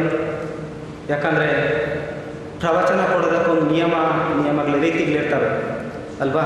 ಸೊ ಆದರೆ ಇವತ್ತು ವಿಶೇಷ ದಿನ, ನೀವು ಬಹಳ ಕಷ್ಟಪಟ್ಟು ಸೊ ಈ ಕಾರ್ಯಕ್ರಮವನ್ನೆಲ್ಲ ಆಯೋಜನೆ ಮಾಡಿದರೆ ಅದರಲ್ಲಿ ಎಣಿಕೆ ಜನ, ಸೊ ಹೆಚ್ಚಿನ ಜನ ಏನು ಕಂಫರ್ಟೇಬಲನ್ನು ಬಯಸ್ತಾ ಇದ್ದಾರೆ. ಸೊ ನಿಯಮ ಪ್ರಕಾರ ಸೊ ಅನಾರೋಗ್ಯವಂತರನ್ನು ಬಿಟ್ಟು ಯಾರೂ ಧರ್ಮೋಪದೇಶ ಮಾಡುವಾಗ ಮೇಲೆ ಕೂರಂಗಿಲ್ಲ. ಈ ಬೌದ್ಧ ಪರಂಪರೆಯಲ್ಲಿ ಭಗವಾನ್ ಬಿಟ್ಟು ಹೋಗಿರ್ತಕ್ಕಂಥ ನಿಯಮ. ಸೊ ಆದರೂ ಕೂಡ ಸೊ ನೀವೆಲ್ಲರೂ ಕಷ್ಟಪಟ್ಟು ಈ ಕಾರ್ಯಕ್ರಮವನ್ನು ಆಯೋಜನೆ ಮಾಡಿರೋ ಕಾರಣಕ್ಕಾಗಿ ಸೊ ಧರ್ಮವನ್ನು ಹೇಳಲೇಬೇಕಾದಂಥ ಒಂದು ಅನಿವಾರ್ಯತೆಯಿಂದ ನಾನು ಹೇಳ್ತಾ ಇದ್ದೀನಿ. ಒಂದು ಘಟನೆಯನ್ನು ಹೇಳಿ ನಾನು ಧರ್ಮೋಪದೇಶವನ್ನು ಮುಗಿಸೋದಕ್ಕೆ ಪ್ರಯತ್ನಿಸ್ತೀನಿ. ನೀವು ಈ ಧರ್ಮವನ್ನು ಮೂಲವನ್ನು ತಿಳಿಬೇಕಾದ್ರೆ, ಈ ಧರ್ಮವನ್ನು ಈಗಿರುವಂಥ ಧರ್ಮವನ್ನು ನೀವು ತಿಳ್ಕೊಳ್ಬೇಕಾದ್ರೆ ಇದು ನಿಮ್ಗೆ ಅರ್ಥ ಆಗೋಕ್ಕೆ ಸ್ವಲ್ಪ ಕಷ್ಟ ಇದೆ. ಯಾಕಂದರೆ ಅದನ್ನು ತಿಳ್ಕೊಳ್ಳೋದಕ್ಕೆ ಒಂದು ಮಾರ್ಗ ಇದೆ. ಆ ಮಾರ್ಗ ನಿಮ್ಗೆ ಗೊತ್ತಾಗಿಲ್ಲ ಅಂದರೆ ಈ ಧರ್ಮ ಅರ್ಥ ಆಗಲ್ಲ. ನಾವು ಪಠನೆ ಮಾಡಿರ್ತಕ್ಕಂಥ ಇಷ್ಟೊಂದು ಪಠನೆ ಮಾಡಿದ್ದೀವಿ, ಅದರ ತಾತ್ಪರ್ಯ ನಿಮ್ಗೆ ಅರ್ಥ ಆಗೋದು ಕಷ್ಟ. ನಿಮ್ಮ ಪುಸ್ತಕದಲ್ಲಿರೋದು ಅದರ ನೇರವಾದಂಥ ಏನು ತರ್ಜಮೆಯೇ ಹೊರತು ಅದಕ್ಕೆ ಸೀಮಿತವಾಗಿಲ್ಲ. ಅದರಿಂದ ಗಂಭೀರ ಸತ್ಯಗಳು ಅದರೊಳಗಡೆ ಇದೆ. ಸೊ ಇದು ಅರ್ಥ ಆಗಬೇಕಾದ್ರೆ ನೀವು ಅಟ್ಟಕಥ, ಟೀಕಾ, ಅನುಟೀಕಾ ಅಂತ ಇನ್ನೂ ಅದರ ಬಗ್ಗೆ ಏನು ಅದರ ಅರ್ಥ ನಿಮ್ಗೆ ಅರ್ಥ ಆಗಬೇಕಾದ್ರೆ ನೀವು ಅದನ್ನು ಅಧ್ಯಯನ ಮಾಡಬೇಕಾಗಿದೆ. ಸೊ ಈ ಥರ ಜಾತಕಗಳು, ಟೀಕಾಗಳು, ಅನುಟೀಕಾಗಳು ಆ ಥರ ಎಲ್ಲ ಸಿಗ್ತಾ ಇರ್ತವೆ. ನೀವು ಅದನ್ನು ತಿಳ್ಕೊಂಡಾಗ ನಿಮಗೆ ಸ್ವಲ್ಪ ಧರ್ಮದ, ಈಗ ಉದಾಹರಣೆಗೆ ನೀವು ತಿಳ್ಕೊಳ್ಬೇಕಾದ್ರೆ ಮಂಗಲ ಸೂತ್ರವನ್ನು ತಗೊಂಡ್ರೆ ಅದ್ರಲ್ಲಿ ಹೇಳ್ತಾರೆ ಅಸೇವನ ಚ ಬಾಲಾನಂ ಪಂಡಿತಾನಂಚ ಸೇವನ. ಮೂರ್ಖರ ಸಹವಾಸವನ್ನು ಮಾಡಬಾರ್ದು, ಜ್ಞಾನಿಗಳ ಸಹವಾಸ ಮಾಡಬೇಕು, ನೇರವಾಗಿರೋದು. ಇದನ್ನು ಹೇಳೋದಕ್ಕೆ ಭಗವಾನರು ಬೇಕಾ? ನಿಮಗೆ ಗೊತ್ತಾಗಲ್ವ ಅಲ್ವಾ? ಮೂರ್ಖರ ಸಹವಾಸ ಮಾಡಬಾರ್ದು, ಜ್ಞಾನಿಗಳ ಹತ್ರ ಸೇರಬೇಕು ಅಂತ ನೀವು ನಿಮ್ಮ ಮಕ್ಕಳಿಗೆ ಹೇಳ್ಕೊಟ್ಟಿಲ್ವ? ಇದನ್ನು ಭಗವಾನರು ಬೇಕಾ? 6 ವರ್ಷಗಳ ಕಾಲ ಕಠಿಣ ತಪಸ್ಸನ್ನು ಮಾಡಿ ಬುದ್ಧಗಯಲ್ಲಿ ಹೋಗಿ ತನ್ನ ರಾಜ ಪದವಿಯನ್ನೆಲ್ಲ ತ್ಯಾಗ ಮಾಡಿ ಜ್ಞಾನ ಮಾಡಿ ಇದನ್ನು ಪಡ್ಕೋಬೇಕಾ? ನಿಮಗೆ ಗೊತ್ತಾಗಲ್ಲ. ಹಾಗಾದ್ರೆ ಭಗವಾನರು ಹೇಳಿರ್ತಕ್ಕಂಥ ಅಜ್ಞಾನಿ ಯಾರು, ಮೂರ್ಖ ಯಾರು? ಅಸೇವನಾಚ, ಸೇವನ ಸೇರಬೇಡ. ಯಾರ ಜೊತೆ? ಮೂರ್ಖರ ಜೊತೆ. ಅವನು ಯಾಕೆ ಮೂರ್ಖನಾದ? ಅವನು ಯಾಕೆ ಮೂರ್ಖನಾದ? ಮೂರ್ಖನನ್ನು ಮೂರ್ಖ ಅಂತ ಗುರುತಿಸುವ ಮಾನದಂಡಗಳು ಯಾವುದು?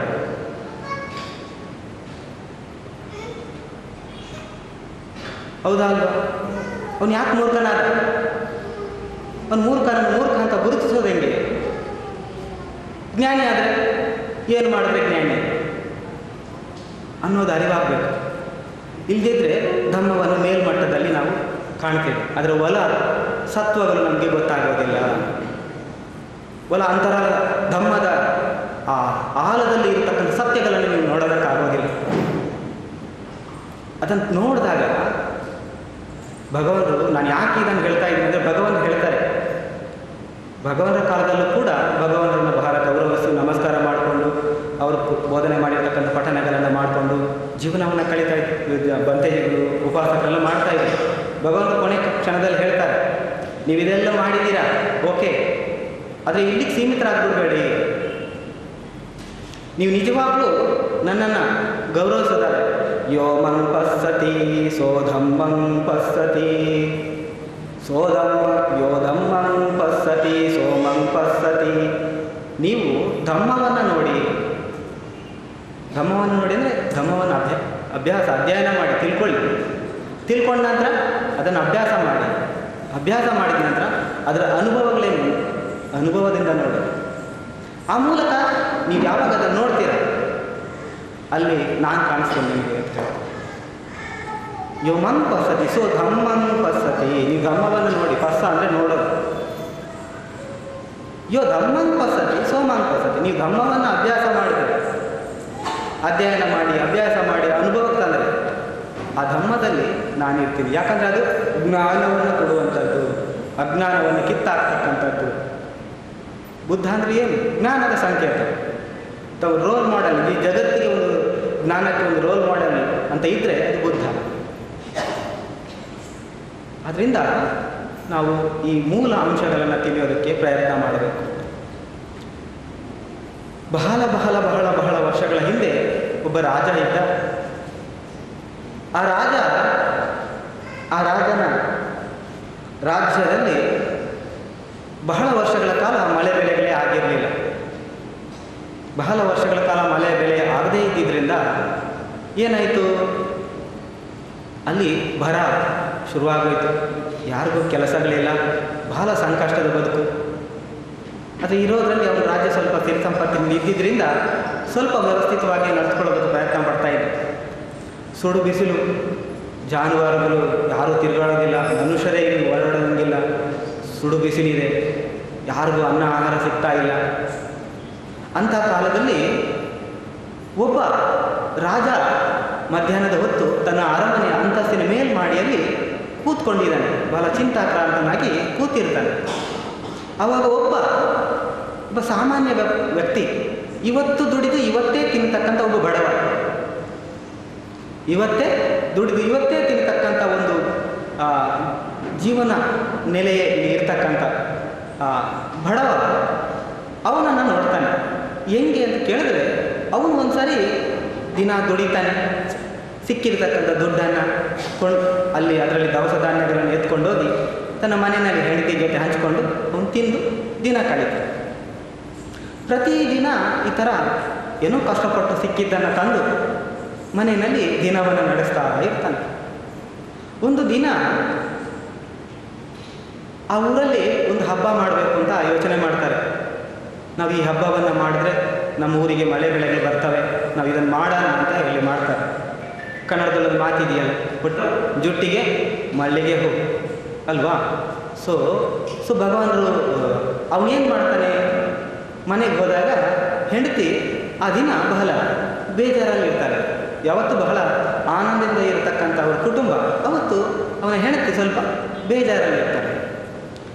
ಇವನು ಮನೆಗೆ ಹೋಗ್ತಾನೆ. ಮನೆಗೆ ಹೋದಾಗ ಹೆಂಡತಿಯನ್ನು ನೋಡಿ ಅರ್ಥ ಮಾಡಿಕೊಂಡು ಹೆಂಡತಿಯನ್ನು ಕೇಳ್ತಾನೆ, ನಿನ್ನ ಅತೃಪ್ತಿಗೆ ಕಾರಣವಾದರೂ ಏನು ಅಂತ ಕೇಳಿದಾಗ ಅವಳು ಹೇಳ್ತಾಳೆ, ನಮ್ಮ ಊರಲ್ಲಿ ಹಬ್ಬ ಮಾಡಬೇಕು ಅಂತ ಯೋಚನೆ ಮಾಡಿದ್ದಾರೆ.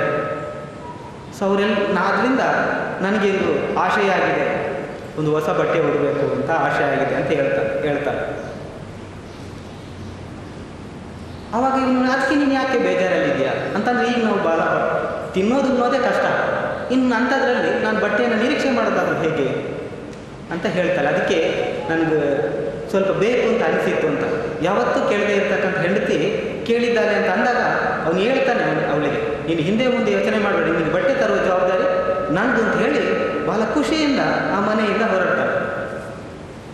ಭಾಳ ಸಂತೋಷದಿಂದ ಮನೆಯಿಂದ ಹೊರಡ್ತಾನೆ. ಇವನು ನೋಡ್ತಾಳೆ, ತರೋದೇ ದುಡ್ದಿರ್ತಕ್ಕಂತಹ ಏನು ಸಿಗುತ್ತೆ ಅದು ಇವತ್ತಿನ ಆಹಾರಕ್ಕೆ ಸಾಲೋದಿಲ್ಲ. ಇವನು ನೋಡಿದ್ರೆ ಏನು ಇಷ್ಟೊಂದು ಖುಷಿಯಲ್ಲಿ ಹೋಗ್ತಾ ಇದ್ದಾನೆ ಅಂತ ಹೇಳಿ ಯೋಚನೆ ಮಾಡ್ಕೊಂಡು ಕೂರ್ತಾನೆ. ಇವನು ಆ ಮಧ್ಯಾಹ್ನದ ಹೊತ್ತಲ್ಲಿ ಹೋಗ್ತಾನೆ. ಒಂದು ಬೆಟ್ಟದ ಮೇಲಿಂದ ಇಳಿದು ಹೋದಾಗ ರಾಜ ಮಾಡಿ ಮೇಲೆಯಿಂದ ಆ ಬೆಟ್ಟದಲ್ಲಿ ನೋಡ್ತಾನೆ. ಇವನು ಬಹಳ ಆನಂದಮಯವಾಗಿ ಕುಪ್ಪಳಿಸ್ಕೊಂಡು ಆ ಬೆಟ್ಟದ ಮೇಲೆ ಇಳಿದು ಹೋಗ್ತಾ ಇರ್ತಾನೆ. ರಾಜ ಕೇಳ್ತಾನೆ, ಇಷ್ಟೊಂದು ಬರಗಾಲ ಇದೆ, ಇಷ್ಟೊಂದು ಸುಡು ಬಿಸಿಲಿದೆ, ಯಾರು ಓಡಾಡೋದೇ ಇಲ್ಲ, ಪ್ರಾಣಿ ಪಕ್ಷಿಗಳು ಓಡಾಡಲ್ಲ, ಅಂಥದ್ರಲ್ಲಿ ಇವನು ನೋಡಿದ್ರೆ ಇಷ್ಟೊಂದು ಭಾಳ ಖುಷಿಯಾಗಿ ಓಡ್ತಾ ಇದ್ದಾನಲ್ವ, ಏನದು ಅಂಥೇಳಿ ತನ್ನ ರಾಜ ಆಳುಗಳನ್ನು ಕಳಿಸ್ಕೊಡ್ತಾರೆ.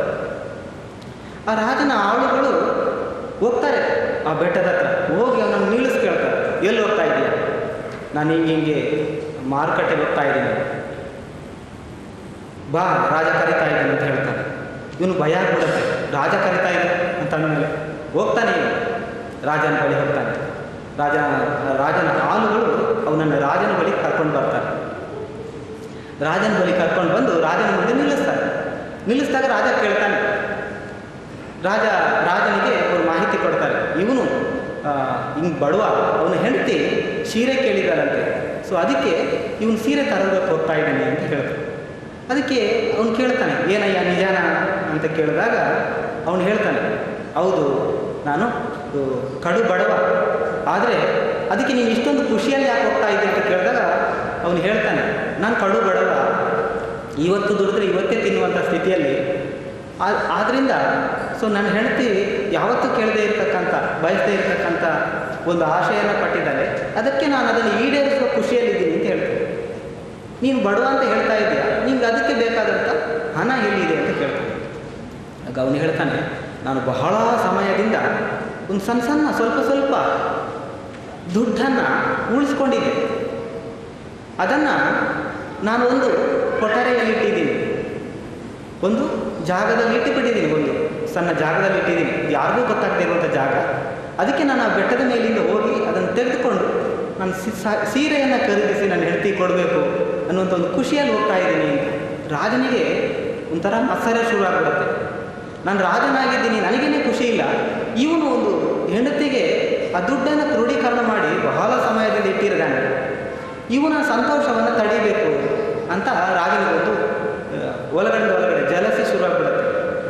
ಏನಂತೀವಿ ಅದಕ್ಕೆ? ಮತ್ಸರ ಶುರು ಆಗಿಬಿಡುತ್ತೆ ರಾಜನಿಗೆ ಮತ್ಸರ ಶುರು ಆಗುತ್ತೆ. ಹೆಂಗಾದ್ರೂ ಇವನ ಸಂತೋಷವನ್ನು ತಡಿಬೇಕು, ಇವನು ಇಷ್ಟೊಂದು ಖುಷಿ ಪಡ್ತಾ ಇದ್ದಾನಲ್ವಾ ಅಂತ. ರಾಜ ಹೇಳ್ತಾನೆ, ನೀನು ಇವತ್ತು ಸೀರೆಯನ್ನು ತರೋದನ್ನು ಬಿಟ್ಟುಬಿಟ್ರೆ ನಾನು ನಿನಗೆ ಮುಂದಿನ ಬಾರಿ ನಿನಗೆ ಒಂದಿಷ್ಟು ದುಡ್ಡು ಕೊಡ್ತೀನಿ, ಅದಕ್ಕಿಂತ ಜಾಸ್ತಿ ಅಂತ ಹೇಳ್ತಾನೆ. ಅವನು ಒಪ್ಪೋದಿಲ್ಲ. ಅವನು ಹೇಳ್ತಾನೆ, ನಿನಗೆ ಅದಕ್ಕಿಂತ ಜಾಸ್ತಿ ಚಿನ್ನದ ನಾಣ್ಯಗಳನ್ನು ಕೊಡ್ತೀನಿ, ನೀನು ನಾಳೆ ಬಾ ಅಂತ ಹೇಳ್ತಾನೆ. ಇಲ್ಲ, ನಾ ಚಿನ್ನದ ನಾಣ್ಯ ಕೊಟ್ಟರು ಕೂಡ ನಾನಿವತ್ತು ನನಗೆ ಅದು ಬೇಡ, ನಾನು ಬಚ್ಚಿಟ್ಟಿರ್ತಕ್ಕಂಥ ದುಡ್ಡು ಹಣ ಇದೆ, ನಾನು ಅದನ್ನೇ ತಗೊಂಡೋಗಿ ನನ್ನ ಹೆಂಡತಿಗೆ ಸೀರೆಯನ್ನು ಕೊಡ್ತೀನಿ ಅಂತ ಹೇಳ್ತಾನೆ. ಆಮೇಲೆ ಅವನು ಅಷ್ಟಕ್ಕೂ ಸೀಮಿತಗೊಳ್ಳೋದಿಲ್ಲ ರಾಜ, ಮತ್ತೆ ಅವನಿಗೆ ಆಶೆ ಆಮಿಷಗಳನ್ನು ಹೇಳ್ತಾ ಇರ್ತಾನೆ. ಏನೇ ಅಂದರೂ ಕೂಡ ಈ ವ್ಯಕ್ತಿ ಕಾರ್ಮಿಕ ಆ ವ್ಯಕ್ತಿ ಇದ್ದಾನಲ್ವ ಬಡವ, ಅವನು ಮಾತ್ರ ಯಾವುದೇ ಕಾರಣಕ್ಕೂ ರಾಜನ ಮಾತಿಗೆ ಜಗ್ಗೋದೆ. ಕೊನೆಗೆ ರಾಜ ಹೇಳ್ತಾನೆ, ನಿನಗೇನು ಬೇಕು ಹೇಳು ಅಂತ. ನನಗೇನೂ ಬೇಡ, ನನ್ನನ್ನು ಬಿಟ್ಟುಬಿಟ್ರೆ ಸಾಕು ಅಂತ ಹೇಳ್ತಾನೆ. ಕೊನೆಗೆ ರಾಜ ಹೇಳ್ತಾನೆ, ನೋಡು ನೀನು ನನ್ನ ಮಾತನ್ನು ಸರಿಯಾಗಿ ಕೇಳು. ಈಗ ನೀನು ಇಷ್ಟೆಲ್ಲ ಕಷ್ಟಪಟ್ಟಿದೀಯ, ಮುಂದೆ ಮತ್ತೆ ಪಡಬೇಕಾಗತ್ತೆ. ಆದ್ದರಿಂದ ನನ್ನ ಮಾತು ಕೇಳಿದ್ರೆ ನೀನು ಸುಖವಾಗಿರ್ತೀಯ. ನನ್ನ ಮಾತು ಕೇಳು, ನಿನಗೆ ಒಂದು ತುಂಡು ಜಾಗವನ್ನೇ ಕೊಟ್ಬಿಡ್ತೀನಿ, ಒಂದು ಸಣ್ಣ ಊರನ್ನೇ ಕೊಡ್ತೀನಿ, 4 ಊರುಗಳನ್ನೇ ಕೊಟ್ಬಿಡ್ತೀನಿ, ನನ್ನ ಮಾತು ಕೇಳು ಅಂತ. ಅವಾಗ ಅವನು ಕೇಳ್ತಾನೆ ಅವನಿಗೆ, ಈಗ ನೀವು ಊರು ಕೊಡೋದಾದ್ರೆ ಯಾವ ಊರು ಕೊಡ್ತೀರ ನನಗೆ ಅಂತ. ಅವಾಗ ಅವ್ನು ಕೇಳ್ತಾನೆ, ನಿನ್ಗೆ ಯಾವುದು ಬೇಕು ಹೇಳಿ, ನಿನ್ಗೆ ಬೇಕಾದನ್ನೇ ಕೊಡ್ತೀನಿ ಅಂತ. ಅವ್ನು ಹೇಳ್ತಾನೆ, ನನ್ನ ಉತ್ತರ ಭಾಗದ ಊರನ್ನು ನನಗೆ ಕೊಡಿ ಅಂತ. ಅದಕ್ಕೆ ರಾಜ ಹೇಳ್ತಾನೆ, ಸರಿ ಕೊಡ್ತೀನಿ, ಹಾಗಾದ್ರೆ ನೀನು ಸೀರೆ ತರೋದನ್ನು ಬಿಟ್ಬಿಡ್ತೀಯಾ? ಅದಕ್ಕೆ ಅವ್ನು ಕೇಳ್ತಾನೆ, ಓಕೆ ನಾನು ತರಲ್ಲ, ನಾನು ಇವಾಗ ನೀವು ಉತ್ತರದ ಭಾಗದಲ್ಲಿ ಕೊಡೋದಾದರೆ ಸೊ ನನಗೇನು ಅಡ್ಡಿ ಇಲ್ಲ ಅಂತ ಅಂತಾನೆ. ನಾನು ಅದನ್ನು ತಗೊಳ್ತೀನಿ ಅಂತ. ನೀನು ತಗೊಳ್ತೀಯಲ್ಲ ಅಂತ ಹೇಳ್ತಾನೆ. ಸರಿ ಅಂತ ಒಪ್ಕೊಳ್ತಾನೆ. ಸರಿ ಅಂತ ಒಪ್ಕೊಂಡು ಬಿಡ್ತಾನೆ. ಸೊ ಒಪ್ಕೊಂಡಾಗ ಕೊನೆಗೆ ಇವನು ಅಲ್ಲೂ ಖುಷಿ ಪಡ್ತಾ ಇರ್ತಾನೆ. ಈಗ ಯಾಕೆ ಖುಷಿ ಪಡ್ತಾ ಇದೆಯಾ ಅಂತ ಕೇಳ್ತಾನೆ ರಾಜ. ಅದಕ್ಕೆ ನನ್ನ ಖುಷಿ ಇನ್ನೂ ನಿಂತಿಲ್ಲ ಅಂತ ಹೇಳ್ತಾನೆ. ಆವಾಗ ಅವನು ರಾಜ ಮತ್ತೆ ಕೇಳ್ತಾನೆ, ನೀನು ಉತ್ತರ ಭಾಗದ ಭಾಗವನ್ನೇ ಯಾಕೆ ಕೇಳಿದೆ ಅಂತ. ಆಗ ಕಾರ್ಮಿಕ ಆ ವ್ಯಕ್ತಿ ಹೇಳ್ತಾನೆ, ನಾನು ಇಟ್ಟಿರೋ ದುಡ್ಡು ಆ ಉತ್ತರ ಭಾಗದ ಆ ಜಾಗ ಇದೆಯಲ್ಲ ಅದರಲ್ಲಿ ಇಟ್ಟಿದ್ದೀನಿ, ಈಗ ಅದು ನನ್ನ ಆಡಳಿತಕ್ಕೆ ಬಂದಿದೆ, ಅದನ್ನು ತೆಗೆಯೋದಕ್ಕೆ ನಾನು ಯಾರನ್ನು ಕೇಳಬೇಕಾಗಿಲ್ಲ ಅಂತ ಹೇಳ್ತಾನೆ. ನಾವು ಈ ಶೀಲಕ್ಕಿರ್ತಕ್ಕಂಥ ಮಹತ್ವ ಇದೆ. ಇವತ್ತು ನಮ್ಮ ದೇಶ ಯಾಕೆ ಈ ಥರ ಇದೆ ಅಂದರೆ, ಶೀಲಗಳು, ನಾನು ಆಗಲೇ ಅಂದಂಗೆ ಶೀಲಗಳು ನಮ್ಮ ಕುಟುಂಬಕ್ಕೆ, ಸಮಾಜಕ್ಕೆ, ದೇಶಕ್ಕೆ ಶೂಲವಾಗಿ ಚುಚ್ಚುತ್ತಾ ಇರೋದ್ರಿಂದ ಈ ದೇಶ ಉದ್ಧಾರ ಆಗ್ತಾ ಇಲ್ಲ. ಈ ಸಮಾಜಗಳು ಜಾತಿಗಳಾಗಿ ಹೊಡೆದೋಗ್ತಾ ಇದ್ದಾವೆ. ಧರ್ಮಗಳ ಮಧ್ಯೆ ಕಲಹಗಳಾಗ್ತಾ ಇದ್ದಾವೆ. ಆದ್ದರಿಂದ ಇವತ್ತು ಬೌದ್ಧ ಪೌರ್ಣಮಿಯ ದಿನ ಜಗತ್ತಿನಾದ್ಯಂತ ಶೀಲ ಸಮಾಧಿಯಲ್ಲಿ ಜನ ತನ್ನನ್ನು ತಾನು ಬೆಳೆಸ್ಕೊಳ್ಳುವಂಥ ಮತ್ತು ಅದನ್ನು ಪುನರ್ ಅವಲೋಕನ ಮಾಡತಕ್ಕಂಥ ಅನಿವಾರ್ಯತೆಯ ಕಾಲಘಟ್ಟದಲ್ಲಿ ಇದ್ದೀವಿ.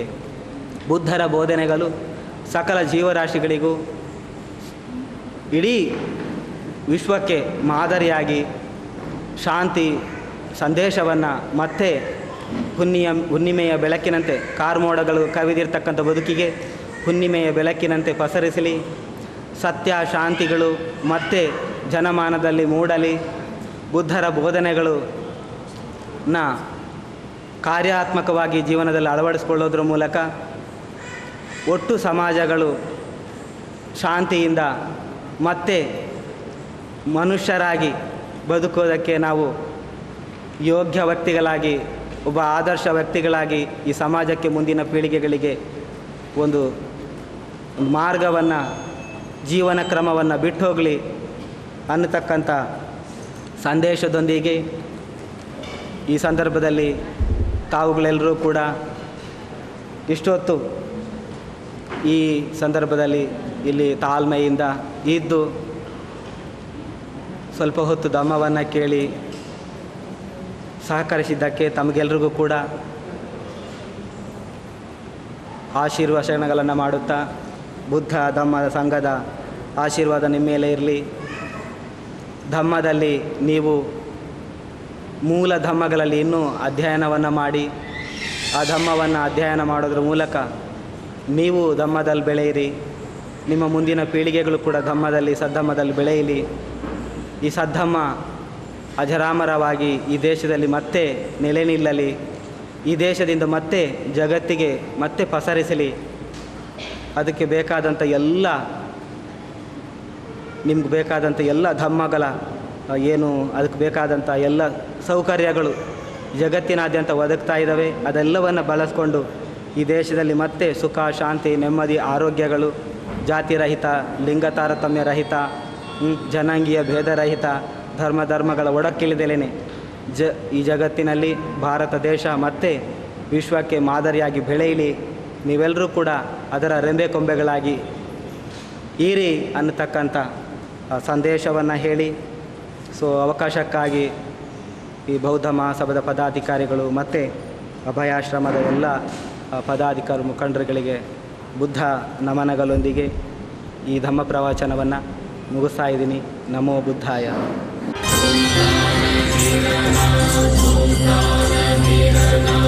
Avata